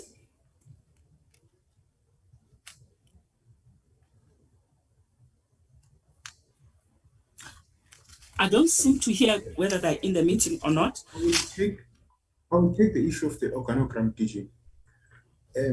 What we have done, Chairperson and members, is that we have been working with, we were guided by the executive authority to say we must appoint an external person to assist the department to develop an organogram for the department, because we couldn't do it for years internally in the department because of capacity issues. So we got some experts, which were also assisted by GTEC. They've given us a report at the end of August on the macro organizational structure, of which that report was discussed at the management meeting of the department last month for concurrence and agreement. Now, the next step for us is to actually deal with the issue of the micro organizational structure. But before we do that, we wanted to first present that report to the executive authority so that then we get further guidance in terms of what were the outcomes of that. So that work is progressing quite well. Parallel to that process, as I indicated, we are working now on the micro issues in terms of the post provision, in terms of posts and all those kind of things. And what they've also done, Chairperson GTEC, they've also done a preliminary costing in terms of what the new structure would be, because they've worked out in terms of what it could cost for us to amend the structure. So those are the kind of things that we need to discuss with the ministry before then we move forward to the micro issues then in terms of posts and job evaluation and all those kind of things. So that work is going very well, Chairperson. Thank you.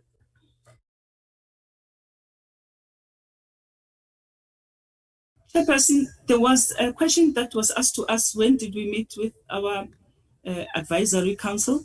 It was this month, 11th of October. We meet every month with our advisory council. The appeals board has not been appointed to date. Chairperson, there's other questions. I think colleagues can come in. That any reason we have not appointed the appeals board?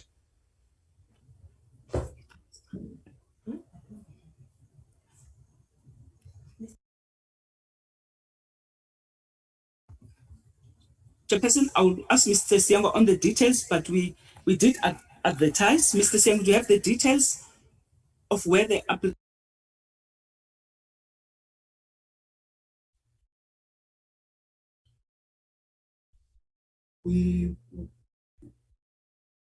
Yes, Chairperson, we are still waiting for the guidance from the ministry, because the posts were advertised, and then the CVs were then delivered to the ministry for further guidance and appointments. So we are waiting for a feedback then from. So when was that? When were the CVs delivered in the office of the ministry in the ministry? It was in August, Chairperson.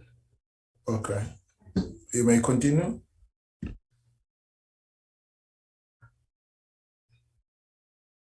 Thank you very much, Chairperson. The other part that was brought forward to us for the department to explain was the implications of the underspending, the financial implications of the underspending. I think when I was trying to provide some input on the Chairperson's questions, it also included a little bit of the financial implications. Indeed, Chairperson, the member is quite correct. Underspending is a crucial challenge if we are not able to fast track all the submissions that we have sent through and be able to implement on the matters that we have budgeted for. It has a huge significance on underspending. I've given currently an example of the pension, that if we are unable to pay the pension in this financial year, due to the blockages that we're trying to unlock and seeking some assistance, we might also face a underspending. So basically, Chairperson, underspending is actually caused by the matters that have been budgeted for and are in the APP and then yet are not implemented. I've just given a classic example of the pension that we're trying hard to ensure that this financial year that pension is paid to the military veterans with immediate effect.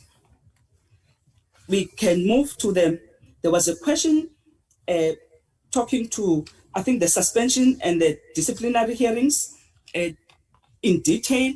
I think Mr. Michael can give an overview to say on which date did the cases sit, because I don't have the details with me now, but I do know that the cases are in progress, Chairperson.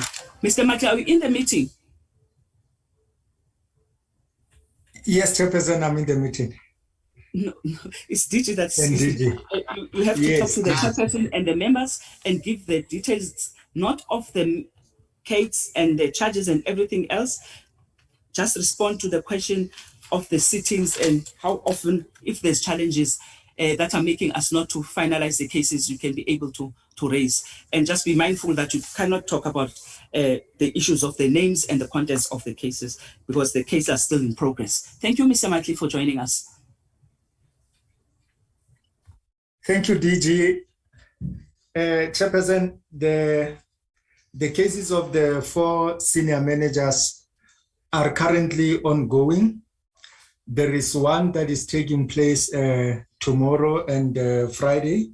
It's scheduled for tomorrow and Friday. And the other one is scheduled for the 10th of November.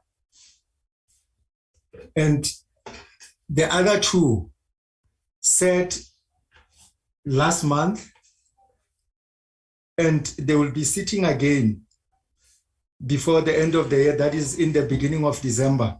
The challenges that I can say we are facing, which leads to most postponements or not the case being completed or finalized on time, was one of them was the issue of, despite the availability of witnesses, was the issue of the account. The department had some challenges with the account because most of the presiding officers and the initiators are coming outside of the provinces.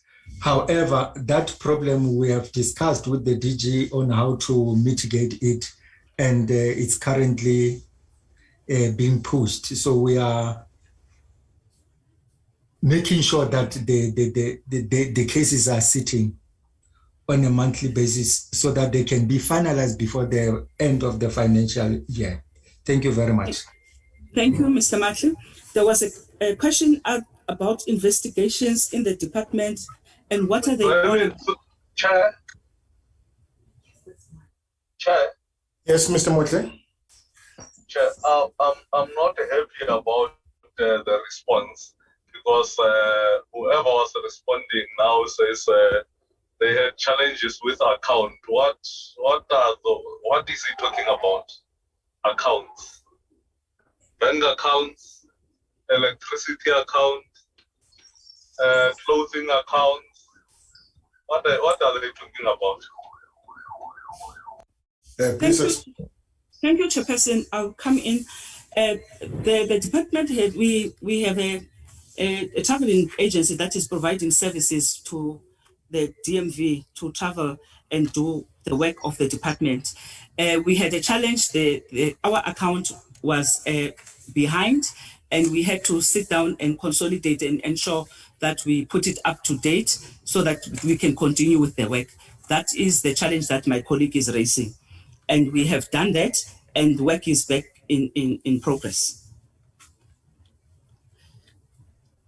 Chairperson, there was another question of investigations in the department and what are they all about. To date, I am not quite aware, unless I'm missing the chairperson's question.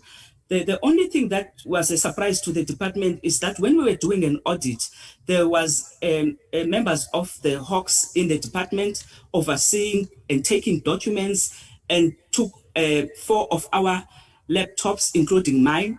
We were not clear what is going on and who has sent the Hawks to the department, but we've referred the matter to the minister because it was sounding very intimidating for us during the time of the audit, whereby they were taking the documents that we are trying to use to give the information to AG, and also they needed the same documents, and we tried our best to ensure that copies are made so that they can get what they were looking for, which we had no knowledge because they never gave me any letter. So I am not aware. That is a scenario that was quite strange for us. It was also quite strange for AG. It's something that has never happened in the country. No department has been followed by Hawks during audit time. And that matter, we raised it with the minister, and the minister is trying to find out what was going on. So I have no knowledge of the investigation, except the kind of a scenario that was very strange for all of us and for myself as well, because my laptop was taken away, the acting CFO's laptop was taken away, my PA's laptop was taken away, and the laptop of the manager, which is sitting with the skills development. What criteria they used to take our laptops, we're really not sure at the moment. So I have not received the report from the minister, who is currently handling this matter. We raised it with her, and of course the AG people were also subjected to that kind of a trauma, and we are not sure. So I'm not sure about the investigation. That's the only thing that I can share that happened to us.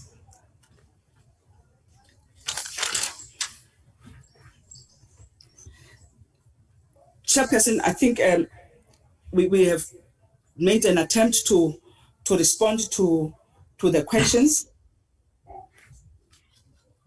Yes. I only have just 2 last issues for you, DG. On page 144 of the annual report, you mention contingent assets to the value of, I'll tell you now,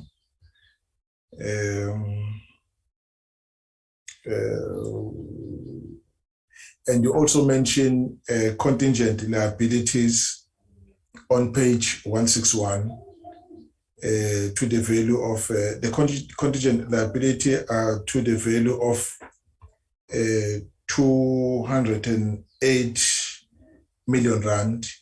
I understand that the 198 million rand that was in relation to the ZIL case is part of that.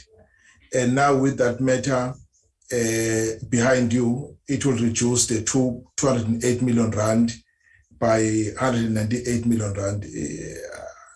Is that my understanding? Is my understanding correct? That what was recorded as a contingent liability of 208 million rand is inclusive of 180 million rand that was in relation to the Zale Health contract. That now that this contract has been set aside, so it will reduce the contingent liability by that much, by 191 million rand. And then on the assets, I said is on page 144 of the document. 144, sorry. It's to the value of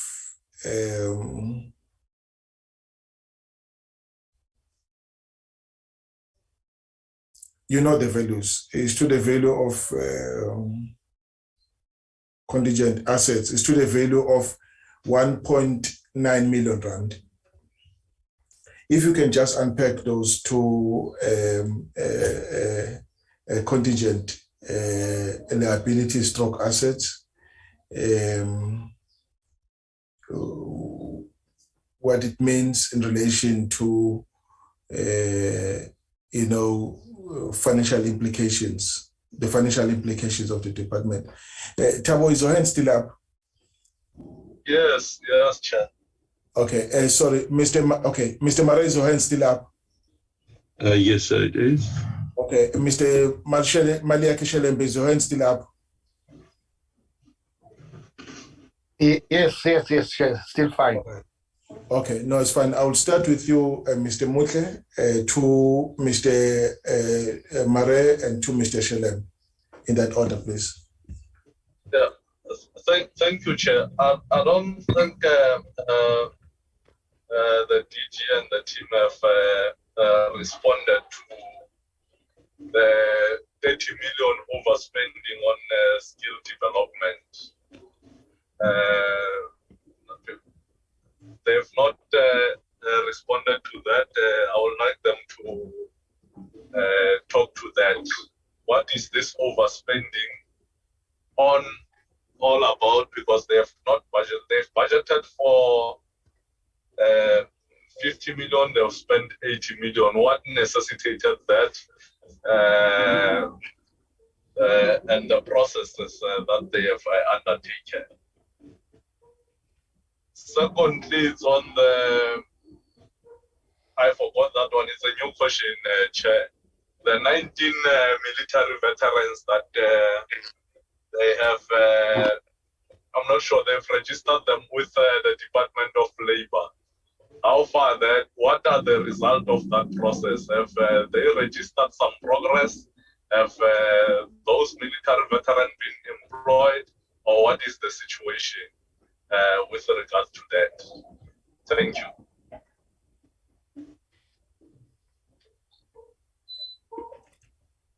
Thank you very much, Mr. Mutle. Mr. Mare? Thank you, Chair. Much appreciated. DG, I just want to ask one question, and maybe to a certain extent you have addressed that, but not specifically. Whenever I look at annual reports and performance of reports, I always ask myself, how does it relate to the lowest level where the services actually matters all the time? And that's why we are here for military veterans. In a number of cases where people have made inquiries why certain applications and cases are taking so very long to finalize, the response is more than often that they do not have enough people, they do not have enough resources, and that's why it's taking so long. So while this is happening, military veterans and their families and their dependents are suffering financially, whether it is the pensions, whether it is medical, whether it is school or education. When will you finalize all those vacancies, especially those critical vacancies, that we can deliver the services as intended to in the Act to those military veterans. Thank you very much, Chair. Thank you very much, Mr. Shelembe.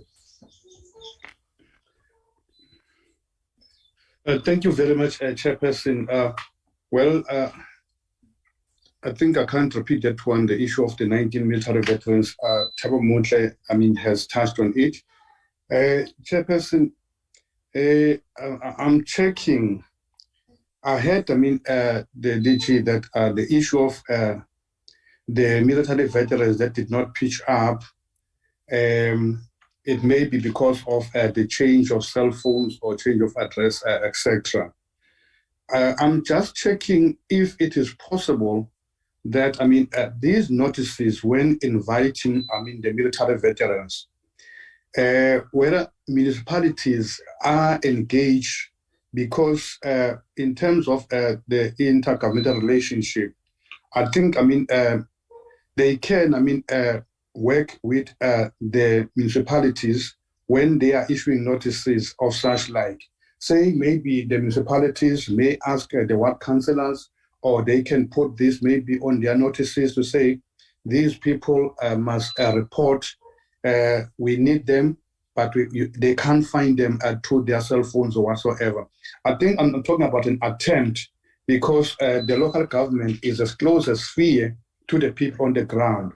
If maybe they can use, that opportunity of engaging the local municipalities to ensure that this thing is cascaded to the ward councillors. I think, the ward councillors can afford, there are sort of war rooms in each and every ward where councillor meets, with different stakeholders. I'm suggesting that, such notices are very, very important, because it's about the benefits to the people who fought for this country. And then the last one, Chairperson, I'm checking maybe if the DG cannot answer now, that how many applications that have been received by the department and how old they are. That has not, the department where they did not reply within 30 days as required by the legislation. So if maybe you can know how many applications are there, and at the same time that they did not, reply to. I don't know whether she may be able, to answer that now. It might be difficult because something is not in here. But I will appreciate maybe if she can prepare for that in the next meeting to know that how many applications that are received by the department and are not replied to within 30 days as required by the legislation. Thank you very much, Chairperson. Okay. So thank you very much. And that concludes the questions on the side of the members. I now hand over Dichi to respond, after which I will then take the comments of the Deputy Minister. Thank you very much, Chairperson, and thank you to the members once more. Let me start by appreciating the input and the advice in terms of how we can be able to reach the military veterans faster who have not updated their information through the municipalities. We are going to be able to look at that model, and we'll ensure that we are able to utilize it so that we can reach our people who are destitute out there. Chairperson, on the matter of course, we would like to submit a written answer on the matter to our ministry, of course, on the matter that has been raised in terms of the number of applications that were not that reached the department and are not responded to in 30 days. Chairperson, also the blockage there in terms of the applications, we're still trying very hard to ensure that we install and work on our IDMS project, which has got a lot of legs in it. Amongst other legs is, of course, the training of the staff internally, the military veterans, empowering them to ensure that they're able to update their information on the tablets and provide it to the department with speed. SETA is an institution that is tasked to support departments in terms of ICT. Again, we do not want to step out of that process. We are working along with SETA. The challenge is that they are not giving us the service as fast as we would have loved. And I think if we are asked by this committee, what do we want to ensure that SETA focuses on our direction, we would need the support of the members that can be able to assist in ensuring that maybe at a political level, SETA is brought on board to assist DMV. We are one of the departments that needs to be assisted to be on board in terms of digital platforms, in terms of ensuring that the department is automated. If we were in a situation like a bank, indeed, the message would come via the cell phone with immediate effect because it is automated. And this is a project that we are working hard to ensure that no military veteran will be queuing in our departments again, no forms will be lost, and no information cannot be accessed within a minute. It's just that SETA, we met them just about 2 weeks back, trying to emphasize to them the urgency, especially loading the first module, which is on the database and verification section. We are appealing for help there to ensure that SETA can see our plight and our urgency for us to be also addressed in terms of automation program. I know it's quite a historical issue. It's dating back for some time, but we are trying to ensure that DMV is automated once and for all. We are following departments like SASA and Home Affairs who also went through the process. And that challenge then of 30 days can be conquered if we are able to get SETA to be quickly assisting us in terms of the departmental needs. Chairperson, the issue around the environment and assets and the contingency assets that have been raised by the chair, let me ask our acting CFO to assist us in responding to those questions. Thank you very much, Chairperson.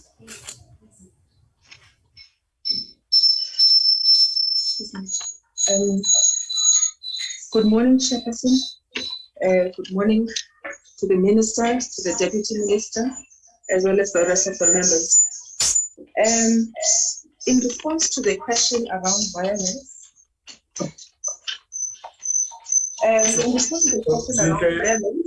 is your video also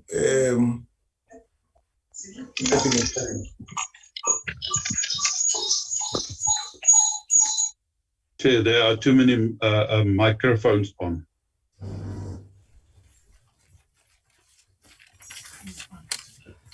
Thank you, Chairperson. In respect of violence, I'd like to... Is there a reason why this video can't be set on?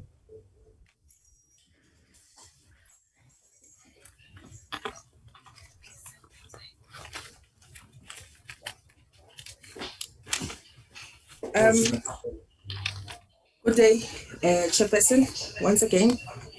Good morning to the Minister, to the Deputy Minister, and good morning to the members.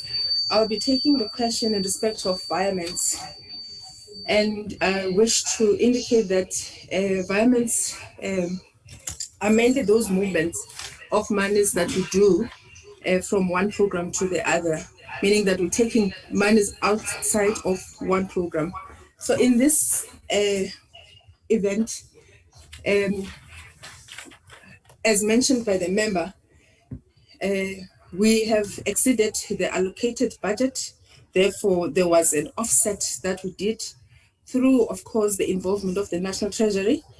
And I wish to confirm that even the environment, as mentioned by the member, it was done through consultation with the National Treasury, and if perhaps we can even share the revenue approval to that effect. But environments generally are done to just offset areas where we have where we have exceeded the budget, unlike shifting, which is happening between within the same program of the department and the vote. Thank you.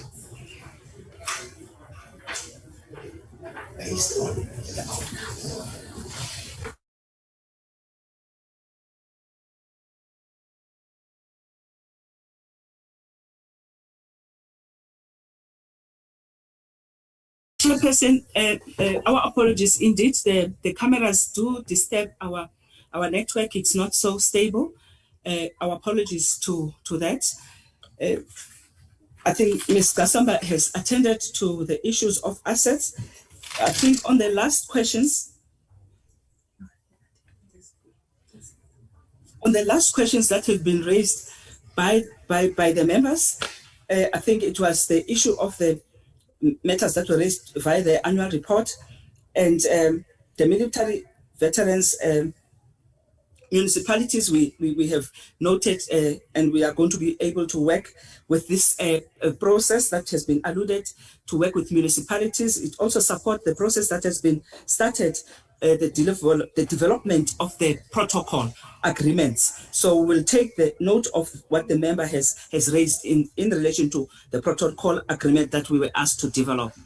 And lastly, I think it was an issue of 30 days that we said we'll provide the member maybe in the next meeting, or it will do it in a written form.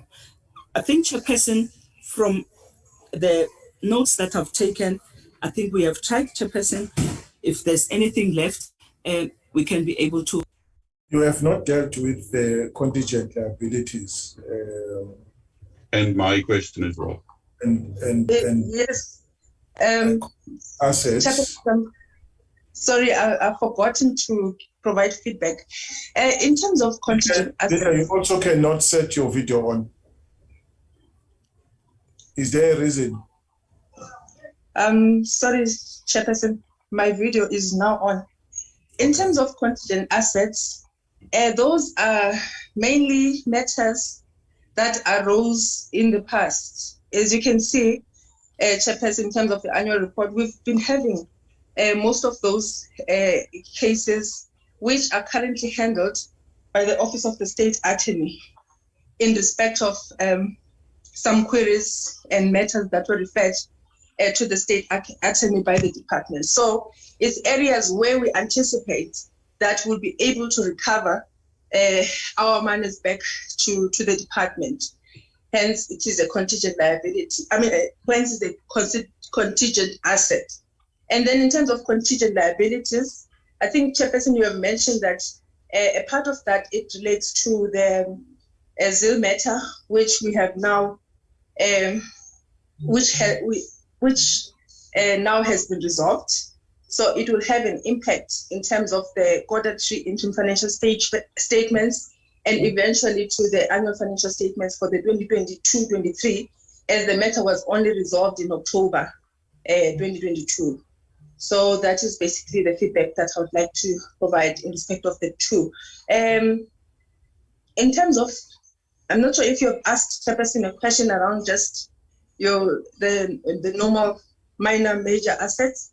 We did not have any issues, material issues in terms of the of our minor or major assets, Chairperson. There were just issues of monthly recons, of which we were sort of interpreting the policy differently from what the auditors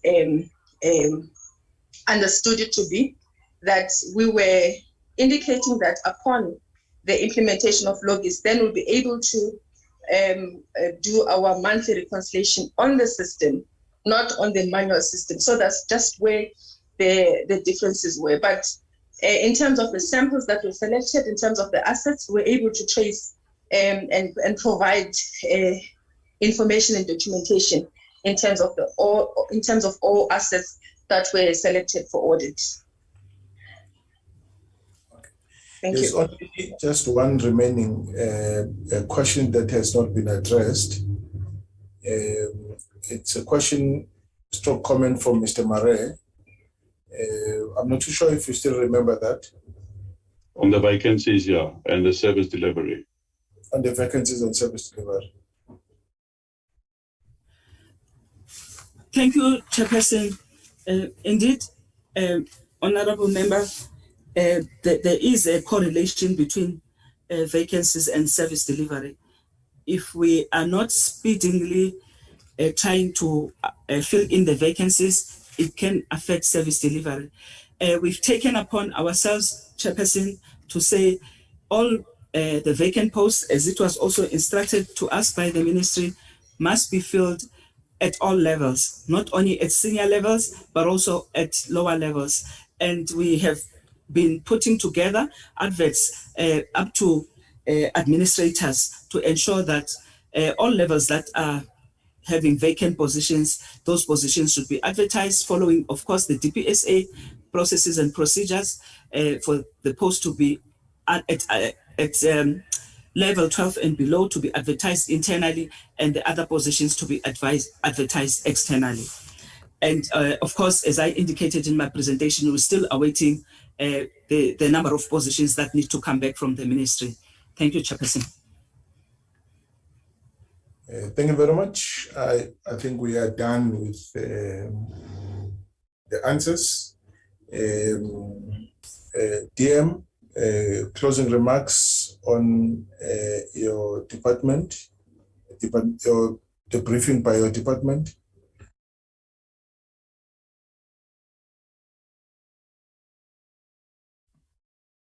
Chairperson, thank you very much. And to honorable members for the opportunity to come in on the discussion the Oversight Committee has just had now. I raised my hand earlier on. Chair, you are right that you noted the hand on your side. And the reason why I was raising my hand is because I wanted to make an intervention to say that before the committee discusses the report that has just been presented now, we should make comments as the ministry that would help the oversight discuss the report. But now that we have entertained the discussion, maybe it isn't of any value at this point now. But the reason why I was doing so, Chair and honorable members, is because this was really unprecedented, what happened, because the reports that the department has shared here were unfortunately not assisting the oversight in giving accurate information about what is happening in the department. The Office of the Deputy Minister last had contact with the department on the 17th of June. The last time my office had contact with the department is the 17th of June. Following which, at the beginning of July, on the 5th of July, I wrote to the DG expressing our displeasure with the way the office of the DG was assisting the ministry in taking responsibility for what was happening in the department, and also to direct the efforts of the department. And in that letter, we indicated that there were obviously unprofessional practices, which we were unhappy with. That was in the beginning of July, and that correspondence to the DG was responded by the DG by the DG, and the DG declared a dispute to which she submitted that she was actually notifying my office that she has approached the Office of the Public Protector to intervene in adjudicating the dispute that she said exists, which dispute from our side, we were not aware of. But that once the DG's office said the DG has approached the public protector on the basis of her complaint against the office of the deputy minister, we could not continue any interactions with the office of the DG. And the reason why it was the right thing to do, it is because the reasons on the grounds on which the DG was approaching the public protector were unfortunately inexactitudes, if I may put it that way, Chair. They were completely fabricated allegations. And at that point, it was clear that the level of lack of professionalism is not going to make interaction with the office of the DG to be in any way productive.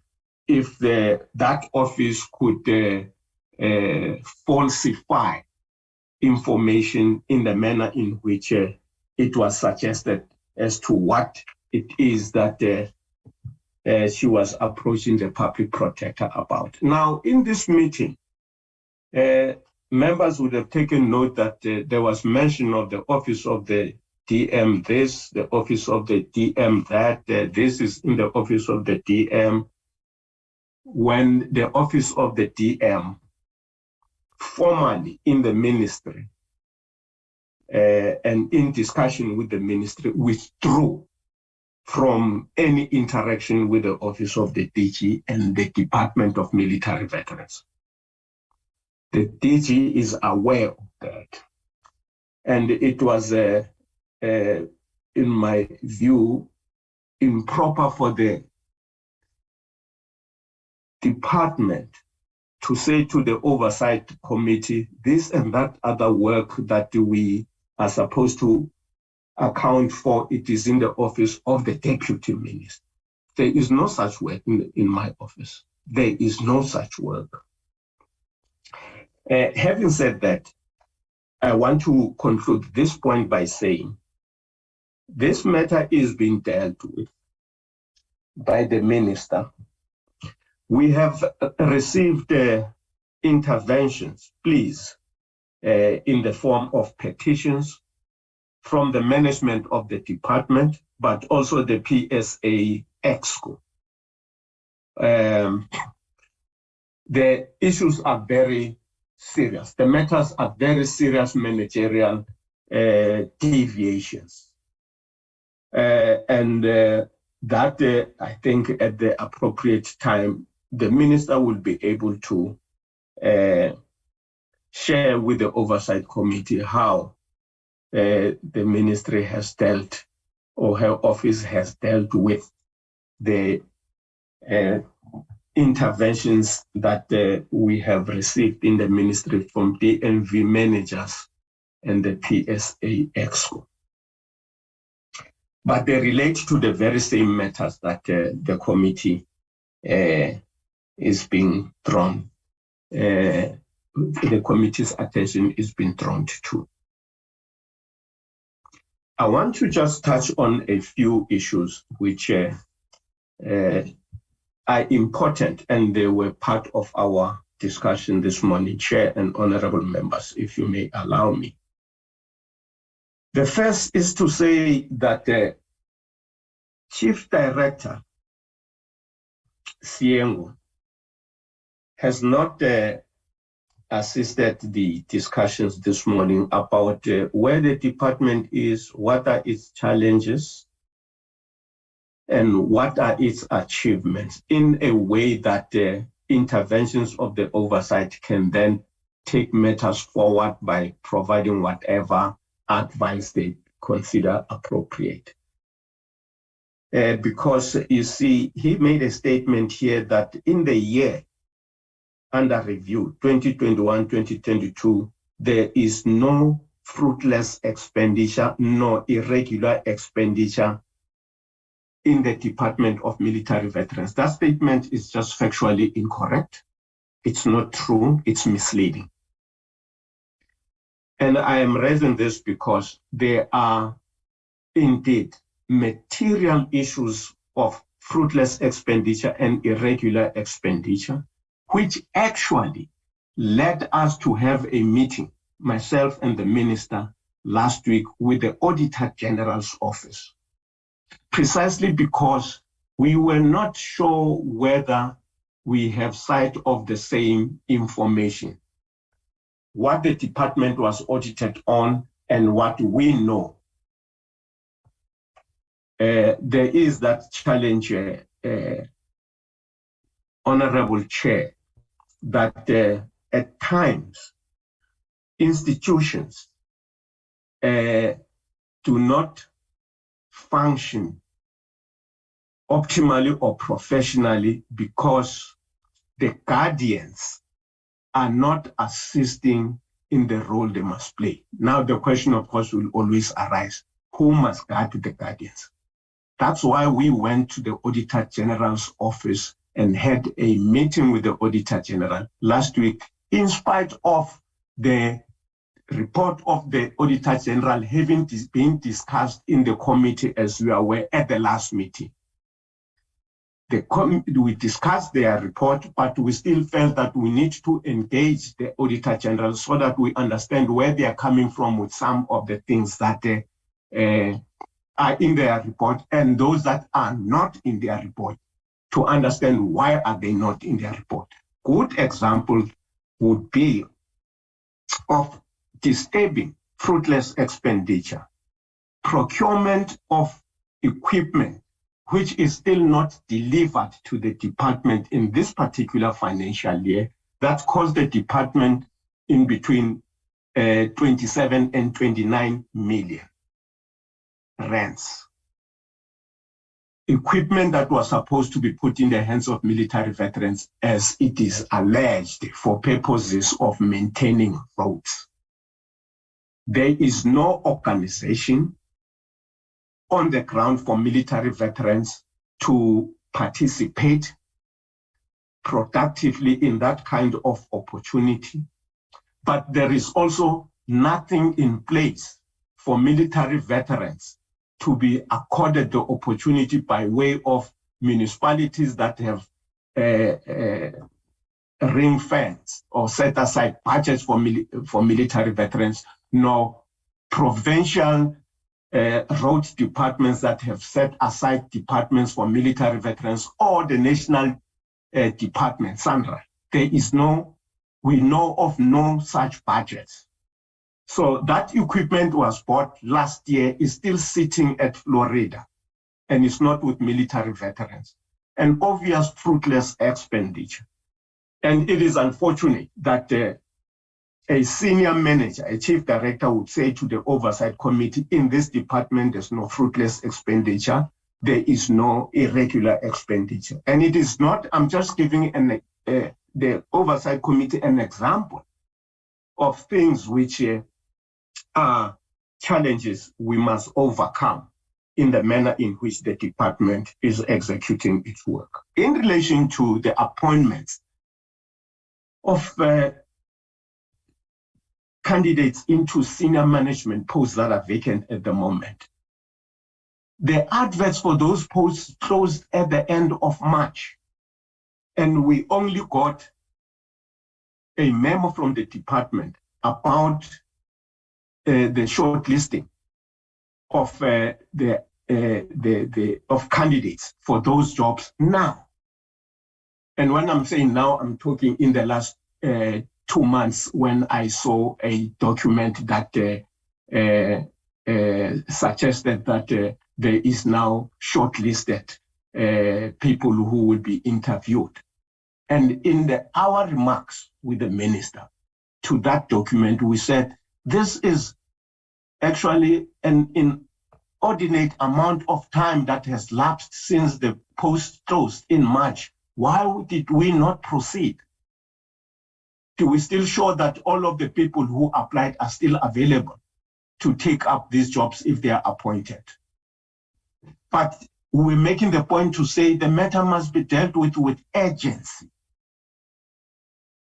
And those responses are there, should be there in the department. For the department to say the documents are with the ministry, I think it is mischief of the highest order. When we were stressed that this should have been done at the beginning, right at the beginning of the financial year, because those adverts were closed at the end of March, end of the last financial year. But what compounds our challenge with the Department of Military Veterans, honorable members, is because with those posts still remaining vacant for reasons that are just not satisfactory, the suspended senior management members within the Department of Military Veterans, the processes of taking them through departmental hearings are far from being concluded.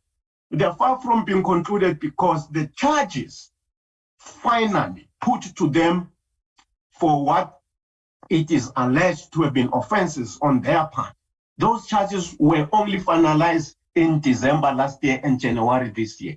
But these suspensions were effected in August. And when they were effected, the accounting officer, the DG, said the decision will stick to the rules. These suspensions will be processed, the issues will be dealt with in the department within the 60 days rule that is in the book. But when 60 days lapsed, those suspended still did not have the charges that were being put to them. But as if that is not enough, even as I speak, unbelievably so, even as I speak, the ministry does not have a report on what exactly are the infringements that each of these officials is guilty of. We have pleaded it more than a year. There is no report in the ministry to say this one individual, these are the issues, these are the violations in relation to this procurement on such and such a period, in such and such a period. These are the violations of the regulations, the administrative law that the individual is guilty of. If it's insubordination, and clear indication it's insubordination because what happened where, by who, against who, and all of that. That information is still not there in the ministry a year later. It is for that reason that in the ministry we were contemplating an intervention to bring this saga to an end as expeditiously as a matter of urgency, because the department is without managers as we speak. No serious managers to talk about. There are no DDGs there. Chief directors, I think it's 2 or 3. Directors, the same. So the department has no senior management. And it should not, of course, surprise us that its performance, the performance of the department is as challenged as it is. I want to say, Chair, that there are decisions which are presented here and are not accurate because they are misleading the Oversight Committee in relation, for instance, to the increase of quantums on education and burials. The memo submitted by the DG made it very clear that National Treasury was of the view that the proposed increases were way above the department's projected baseline over the MTF period and that they should not be proceeded with. National Treasury was very clear. It provided information to the department to say, according to Treasury, goods and services in their budgeted increases will be 4% in 2022 and 2023, and 4.4% in 2023-2024, and 4.4% in 2024-2025. And the Treasury made it very clear that the department's proposed increase of 8% was way above the National Treasury projected headline consumer price index. And this is in the document that was submitted by the DG. And in that very same document, and it will be there in the DG's office, there are remarks that were made that the DG must come with management and present orally this suggestion in relation to what they're proposing we do with the quantums that are being used to pay out education support and funeral support. So it is not accurate what the department, the DG has reported here. I will go further and say again, another point that is also a misrepresentation and misleading of the of the oversight committee is that the DG says there's likely to be underspending, and there's going to be underspending. She's so certain about it as a result of not paying the military pension. I mean, that is just duping the oversight committee, because members, honorable members, would know that in the financial year that we are in, our budget of the Department of Military Veterans did not include pensions. We don't have it. But Treasury has decided to say the department should proceed to pay these pensions because in their calculation and their study of the spending of the department, on an annual basis, there is plus minus 100 million rand that is not spent by the department. So to pay these pensions, because we are already in the 6 months remaining to the end of this financial year, should not be a problem for the department to do so. So if there's going to be underspending, that underspending is not, it cannot be blamed on not paying pensions. Because the budgets, when they were signed off and supported by Parliament and this committee, were meant for work that did not include pensions. Pensions actually are going to assist the department not to underspend. Not that pensions are going to cause the department, are the reason why the department is going to underspend. In relation to firemen, it is also just disappointing that we have the CFO of the department acting now, saying environments is movement of money between programs, which is true, but that's not the only truth. There is environment of money within programs themselves. Environment of money within programs in terms of what the procedure is, it's there in the book, but the environment of money in between programs, it is also there what the procedure is. And the procedure says the accounting officer must make a submission to the executive authority when money must be moved between programs, so that the executive authority in approaching, when the department approaches Treasury, the executive authority can actually argue the point that we want this money moved from this program to the other program for the following reasons. The minister must be in the loop. But these environments that have been happening, they've not been happening with the ministry's knowledge. Matter of fact. So what I'm saying, honorable members, is that we have spent time this morning, unfortunately, being sent the wrong way by the Department of Military Veterans. But when the minister is back, the challenges of the department, including the matters that were being discussed this morning, will be returned to in that the ministry will come and make a presentation. The ministry will come and make a presentation to the oversight committee around the challenges of this department. Chair, with that said, I must thank you for indulging me. it was not my intention to go to the lengths I have done, but because I thought that the members of the committee were being abused, I should make that intervention. I submit, Chair, and thank you. No, thank you very much, DM, for your concluding remarks. We'll just have to leave it to the executive to deal with the matters of the department. For us, we'll just look at the performance. We are worried that the performance is weak, and is weak because of the challenges, some of which you have actually touched on. We would wish that those challenges be addressed, and so that once again the people for which this department was established to assist are still waiting for assistance. Yes, there is, but it's not enough. The money is available, but the department is not spending the money.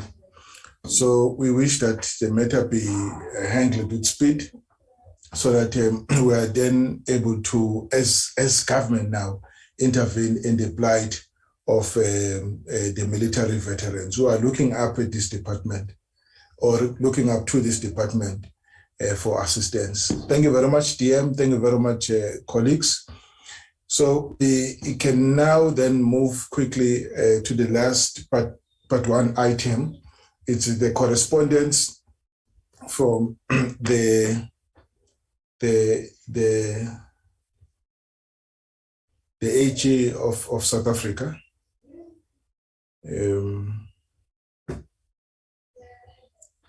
I circulated that correspondence to your colleagues. I don't know if you want to comment, or we should accept it as we should just note it and leave it at that. Colleagues? Chairperson, if I may. Yes, Mr. Moran. I obviously, one must read that letter in conjunction with our minutes of the 28th, when we had that interaction with the Auditor General.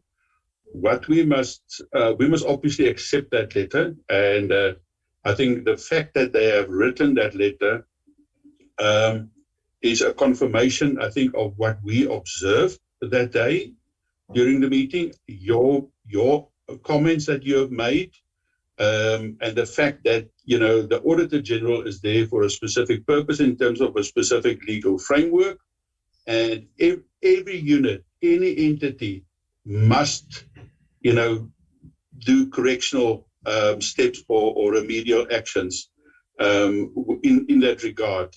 So we must read that in conjunction with our minutes, and obviously we must make sure that that we you know, comply with the Auditor General's request. And I've got no problem that we take note of that, and that we are trying. I know that we cannot refer to that in our minutes, but you know, it deals with the same day and the same report. So but yeah, we must accept that and obviously build that into our program, you know, to do oversight and to get feedback in terms of what the Auditor General requires from. All right. Any other comment? I thought I saw Mbali Tsotetsi. It's the business executive in the AG's office on the platform. But are you still in the meeting? Good day, Chairperson and members. Yes, Chair, I'm still in the meeting. Have you seen the letter we are referring? Is the letter of the 17th of October? You have not? No, Chairperson, I'm not aware of that letter. See, it's addressed to us by Tamsanga Zigote, is head of portfolio head of portfolio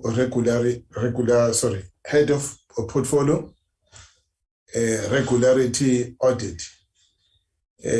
What is his level within the entity? Thank you, Chair. No, I do recall now the letter that you're referring to.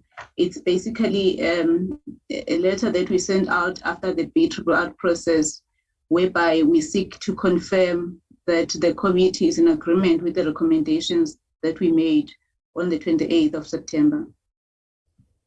So Mr. Tamizigote is the head of portfolio. So he looks after different audit portfolios, including defense and military veterans. Chair.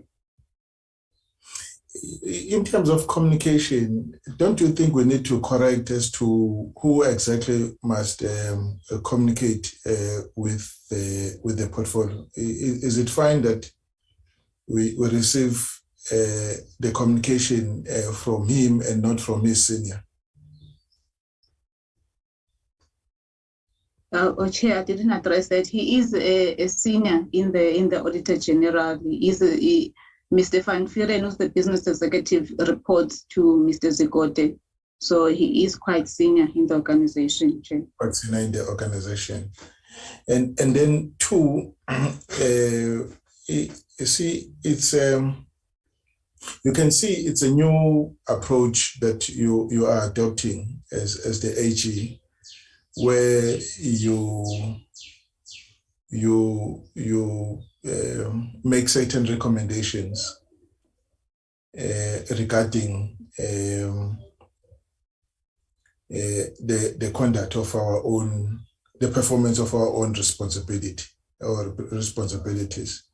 It is fine in terms of the ecosystem that you have spelled out in the document. But in terms of accountability, are we not? Are we not twisting the accountability lines? The AG is accountable to Parliament, and now you are making us to account to you, because very soon you would hold us to account on this. We are doing these things, all right? We are doing these things that you have actually mentioned, but with you putting it in black and white, you are slowly bringing us within your own, accountability lines. I don't know. You see, I looked at it and said, man,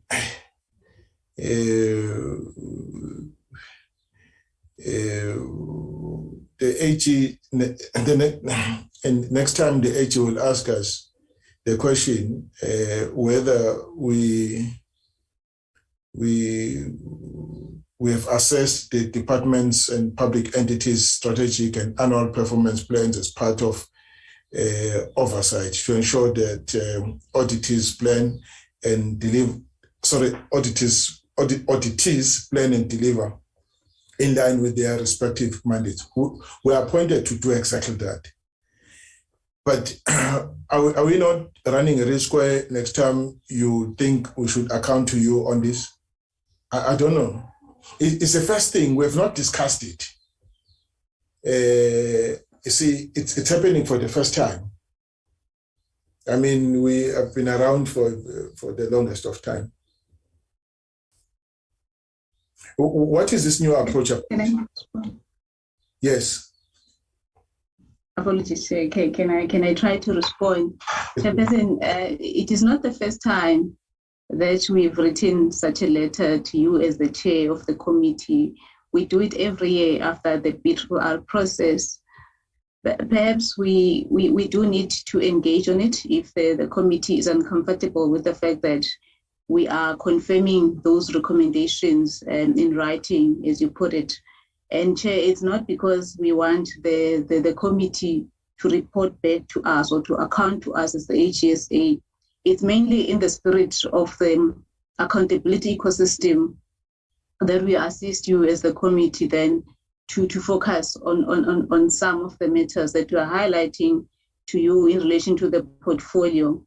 So, Chair, it's done really in that spirit to say that you also have a role to play, but it's not because we want Parliament to account to us. We account to Parliament. So that's my response to the chair, and it's really not a new thing also. You are basically reminding us of our responsibility. That is the point. To say, for as long as you perform these responsibilities, the performance of the department and service delivery to the public will be enhanced. Yes, Chair. Okay, I can put it like that, but then we just highlight also specific areas or concerns for that particular portfolio. For instance, on the DOD portfolio, we have 5 material irregularities that needs to be dealt with. So we just want to bring that to attention as well, and to remind you also in your engagements to also hold the department accountable for those matters. Just colleagues, just on this MI thing, we thought to have given you sufficient teeth to bite. That's a reason why we amended legislation, because if the department fails to, the accounting officer fails to apply act on your audit query, and then there are steps you must take right up to a point where you, in terms of the law, you make the accounting officer directly accountable on the loss incurred. And we thought that was, in our view, assisting you so that you will not have to come to us. You have to deal with this person, including getting the accounting officer to pay the money himself or herself, or report the accounting officer to the law enforcement agencies to act. Because yes, we can act, but there's a limit to which we can we can move. We can take the house, we can take the horse to the river, but we can't force the horse to drink the water. But we thought with this latest amendment, it's a whipping. You can then whip the horse, and to a point where you can literally force it to drink the water. If it doesn't drink the water, you have the powers entrusted at you, suggest what you need to do with that. I just want to get clarity on that. Chairperson, can I ask a question? Yes, you may come in, Mr. Murray. I think it is very important questions that you're asking. I've also asked myself whether this letter, that I also cannot recall that we have received it in the past in that specific format. Not in this specific format, yeah. Yeah, and I was wondering whether that's an indication to us that, listen, here are irregular and material irregular and wasteful expenditures that is occurring year after year, term after term. Whether they want us to act stronger, because I recall, and the Auditor General can respond, I recall where the Auditor General has said that they only make recommendations and they have got no enforcement powers and authority. So they can only report these things. And then obviously it seems like then we have to take it further, either in terms of holding executive or the accounting officer accountable on a regular basis. But also I'm not quite sure whether they then require Parliament, we as an extension of Parliament, to then take specific actions and steps in that regard on these officials or people or the departments that they are referring to. But it is serious. It is obviously a concern, and we have to take cognizance of that. Yes.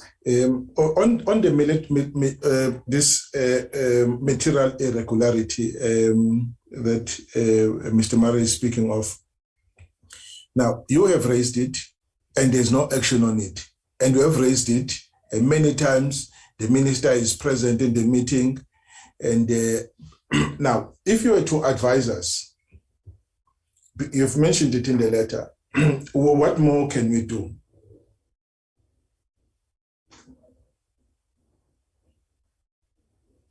Thanks, Chair. Chair, you're quite right that the amendments to the Public Audit Act gave us additional powers to deal with the accounting office or authority where they are not using their powers in the PFMA to deal with irregularities. However, with the Department of Defense, the challenges that we've encountered are unique to that environment. You will note that in our presentation, we mentioned that the accounting officer, which is the Secretary for Defense, is unable to take further action against military command because of the stipulations in the Defense Act. So that is why we are bringing those to your attention as Parliament, that there's this a hindrance in the Act that this empowers the accounting officer from acting in terms of the material irregularities. And also we highlighted the issue of the accountability framework of the Department of Defense, that those hindrances are just unique to that particular portfolio, and therefore we bring them to our attention that you also then assist in dealing with them, whether it's by calling the executive authority to indicate what she has done then in trying to resolve these issues that are causing then the backlog in terms of dealing with material irregularities, and also any other irregularities are outside of them, the MIs that the executive authority can come in account on. So, Chairperson, in short, as Honorable Marais is saying, we are saying that we are emphasizing that the committee should ensure that there's accountability from the department and from the executive in as far as the issues that you are raising are concerned.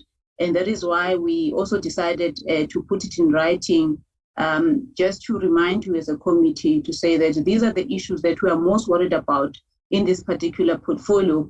And this is what we are recommending to you as the committee to deal with as you are calling the departments to account during the sessions that you are having at the portfolio committee. Thanks. Okay, no, it's fine. I'm raising this point because I think I don't know how many times we've discussed the issues of the issue of irregularities within the department, and the fact that the department is too slow when it comes to consequence management. We're talking about the Department of Defense in this case. The minister is aware. He has been on the platform when the matters were raised sharply with her. And her response is that she has instructed the chief of the defense force to act. And the last time she said she doesn't think that the SecDef has really exhausted everything within her power to get the chief of the defense force to act on the issue of irregular expenditure. And we have this situation. And now I can tell you, I got to a point where I felt we can't take it beyond this. And because we are raising it, but we are getting the same response. But the DM is in the meeting. I did share this letter with the DM so that he is aware that we have received. I also shared it with the SecDef as well, so that he is aware that we have received this correspondence from this. Because they also exercise oversight over their own department. Do you also write to them just to place these matters before them as well? I mean, the ministers in particular. Yes, Chair, that's correct. We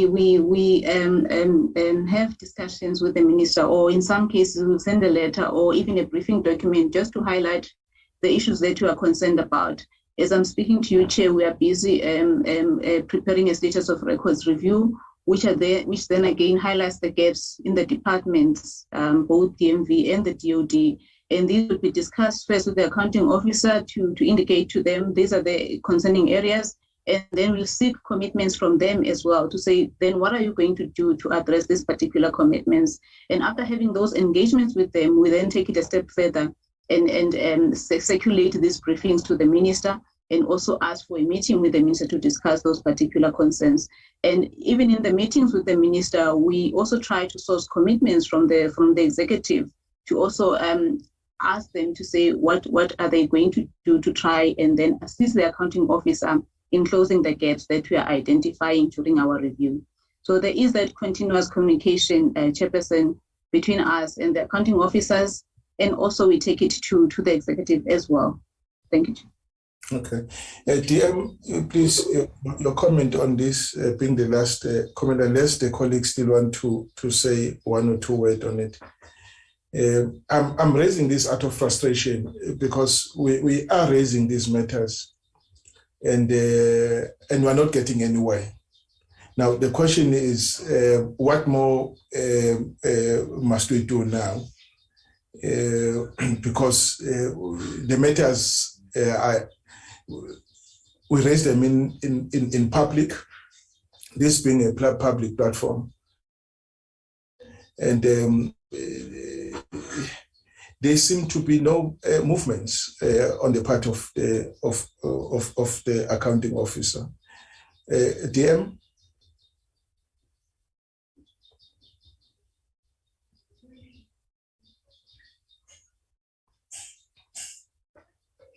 Maybe the DM has stepped out of the meeting. All right. Chairperson, if I may add just one small thing.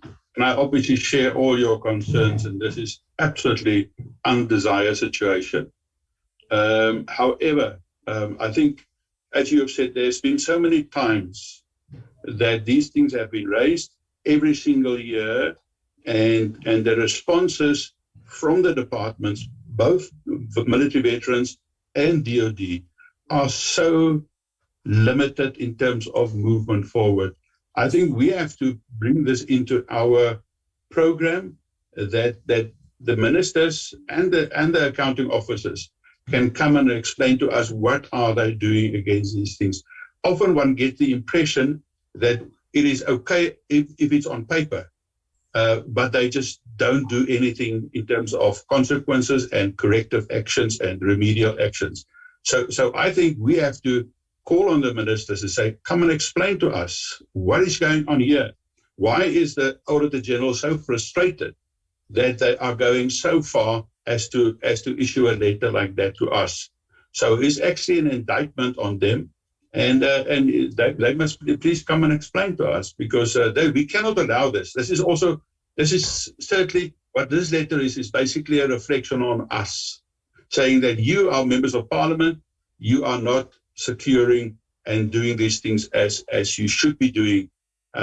So it is very serious, and one must take it in a very, very serious light. It's very frustrating as well. Thank you. Yes. No. I thought it was saying that, Mr. Murray, that you are not doing what you ought to be doing, and or what is expected of you. I think it's not saying that. It's basically reminding us that let's keep pushing. Let's keep pushing. So I accept it in that spirit, because the AG's office is, I think it's 8 out of 10 or 7 out of 10. It's in our meetings. So they are aware of what we are doing, including the meeting. We thought would be able to get more information. You are not in this meeting, AG. We closed it in the hope that we will try to secure some commitment on the part of the executive authority. We limited it to the minister, deputy minister, SecDef, and the chief of the Defense Force. We thought we would secure some commitment, and get them to move, to make progress, but that meeting was in Pretoria in September, I think September 8 or 9. But I can tell you, that even after that meeting, we still have not made any progress. At least we are doing something, but if they can't move, it presents a stalemate. That's where the issue is. But we would want AG also to report these matters, to take them to the logical conclusion in terms of the powers that we have given you. You know, I don't think that the issue of the duality in leadership in the department has been tested. You know, the executive retains the accounting authority, regardless of the setup within the department. She retains accounting officer. She must come to you and say, these are the things, the steps I've taken, so that you can objectively assess whether indeed she has reached the point beyond which she can move. You know, I'm not satisfied that that has happened. You know, I really am not satisfied because I am also not satisfied that even with the staff where she has the powers, the precept staff, you know, and there's been action. I'm not pretty convinced. So I think, Executive, let's apply the full measures of the Act that empowers you to act on this. We'll be happy because only then we'd see that the two bodies, ourselves and yourselves, are really complementing each other to the finishing line.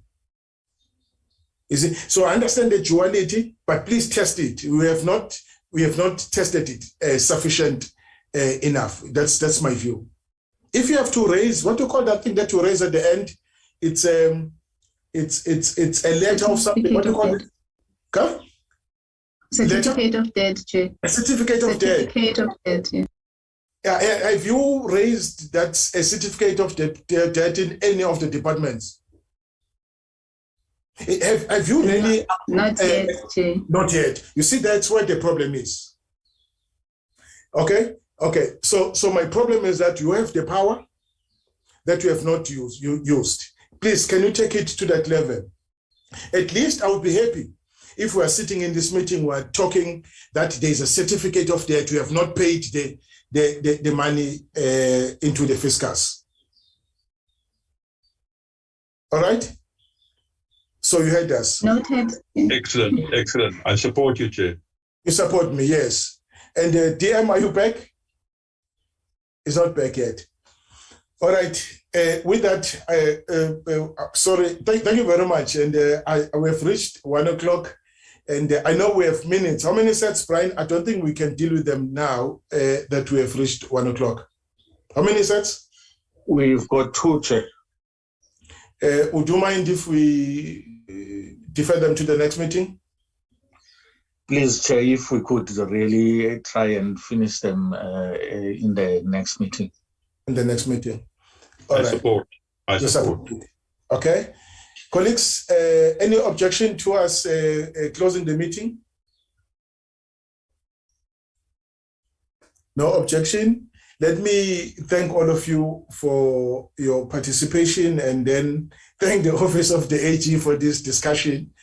And it was meant to find each other on how we should move forward, given the stalemate. I'm happy that you were able to appreciate our limitation as well. And but we can still push the department to act, with all the powers that you and us have. With that, thank you very much, and until we meet again. Thanks.